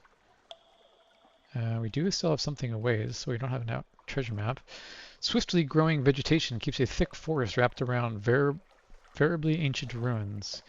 Even the yet-to-be plundered ones are heavily scarred with crowbar marks. There's a temple in the forest, where we could return to the boat. Let's go to the clearing of parasynthetic trees. Looms an imposing structure of stone and wood. The vault of the first emperor. It stretches through the forest in a mix of stone and wood, its style at the mercy of the Pentecost ape's current whimsies and inspirations. It would take a dedicated team to break in and uncover its secrets. Perhaps you will bring here one later. Okay. Can't do that, I guess. I mean, maybe that's what this is, when you have a treasure map, maybe? Not sure. Turn to the boat. Investigation for another day. Perhaps there is someone in Fallen London who might be able to get the treasures on. Okay, well, maybe they will find someone in Fallen London. All right, last island, Hearthsake Island. A thin pillar of greasy yet appetizing smoke rises from the only human settlement in the Empire. The Blumenbach Quarantine. The Admiralty has never stated precisely why it seeks to keep the Empire confined, though most opposition to it fades once said opposers actually encounter a Pentecost ape. They have been easy to corral, however. Though they do not lack wit, there is not an inventive bone in their hairy bodies, and no amount of stolen humanity has taught them the art of creating engines. Let's see. The survivors of a pirate expedition have stolen this land, where apes are unwelcome except as an entree. The lost treasure hunter, he squints at a map. Approach the village. Greasy smoke, tempting rise from a village. I guess we can approach the treasure hunter first. North for each city the bats have brought down. He wipes from his brow. Have you seen a big X on the ground by any chance? I got these 4 map pieces that got me this far and said X would mark the spot, but I can't find an X anywhere. He looks at the map sadly. It should be here, it says. Now where am I supposed to dig? He is too busy to talk right now, but adds that he will be in the village later if you want to trade adventuring supplies. Don't try the meatballs, he warns, getting back to his search. You just don't want to do that. Okay, approach the village, I suppose. Greasy smoke and guiltily tempting. So don't try the meatballs, even though they're a tempting aroma. Okay. Upfield of pointedly impaled monkeys. An explosion almost takes off your head. Sorry about that, booms the boisterous pirate, lowering a smoking blunderbuss as bits of shattered tree rain down. New arrival, are we? Well, if you haven't got a tail, you're all right by me. He squints momentarily suspicious. You don't have a tail, do you? Wouldn't put it past the thieving little buggers to go shaving one of their own. Wouldn't know fair play if it kicked him right up the arse. His voice is louder than his blunderbuss. The congealed meat juices in his thick beard are better not considered. It's not madness that drove the pirates to cannibalism, but years of being shipwrecked without the comfort of meat. After a while, any meat would do. They seem a friendly sort, but are shocked at the idea that they would ever be such poor hosts as to eat a guest, but then they have no shortage of supplies. Back to Port Stanton. The Z is quiet, the journey is pleasantly uneventful. You have not been eaten by cannibal pirates. All things considered, a successful trip. Exploration is complete. Perhaps you can use the information you've gleaned. Prepare a comprehensive port report. Few have reason to brave the waters this far east, especially with the trade embargo. The Admiralty will pay especially well for up-to-date intelligence. The islands of the Empire, all of them warrant attention. For now, though, it would be best to see if your initial discoveries can whet the interest of anyone back home. There's still much to discover here, but this will suffice for now. Okay. So we have all of the exploring, so now we can look for a rowboat. So it probably means can't do that for now. We still could do shore leave, but then this crew were worried about shore leave. Do I have any notes about what shore leave does? Let's see. I mean, one time I found an outlandish artifact in 20 fragments. That doesn't sound bad. The Zeppelin, they wouldn't let us approach here. So we couldn't penetrate the court, so I guess we're just gonna have to gather the strategic... Right, there's no court in here to penetrate right now. We don't have to do this. Oh, it's going to give you an intriguing snippet, not a strategic information, basically, is what I think is what it's telling me. Can't go to the Zeppelin, right? Yeah. Well, let's try shore leave. Hope we don't lose a crew. A hunting party, 20 fragments. Monkey soldiers scour the jungle for fresh meat. The Empire has little of it, but the unsold monkeys are considered fair prey by their civilized and sold betters. Oh, so they don't have souls. Okay, unsold monkeys. So too are any humans who might disappear without too much trouble. Once back at court, both will be served up and heralded the finest venison, veal, chicken, and pork. For a court knows what it is supposed to like, but not what it actually tastes like. You hide in the bushes until the hunting party is gone and then slip away undetected. Okay, so they're pretending to be humans, basically, but they don't actually know what they're doing. Okay, we don't need to do this. I guess we'll do this. I mean, I don't know. Words in the wind. The barely sold monkeys of port scent and mother together in a dozen bastardized dialects. Invented stories, gossip 20 years old, intimate revelations from the scraps of subconscious knowledge that adhere to souls. The effect is of sampling a rich, fascinating stew that might just possibly contain rat droppings. The Admiral will regard the mission as a failure, but others might be interested. Oh, sorry about that. Got an intriguing step in Aziz, but no strategic information. Okay, well, I assume this doesn't work, right? Yeah, you need to return later. You need help with someone in fallen London. Check your lodgings after submitting a port report. Okay. Make a note to do that. Do I have anything for London? No. London. Check in lodgings. Lodging? It's a hard word to spell. Lodgings. For something to explore Empire of Hands after submitting the port report. Okay, well, we found the Empire of Hands. I think we're going to end it here. It's going to take us a while probably to get back to London. We did quite a bit of stuff today. We got yeah,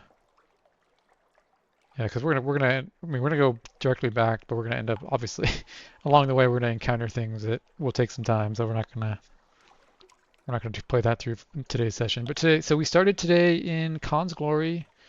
We sailed around to Khan's Shadow. We found about the exiles, the warriors, basically who were no longer welcome with the Khanate. We found Scrimshander, where we did a history contest of some sort.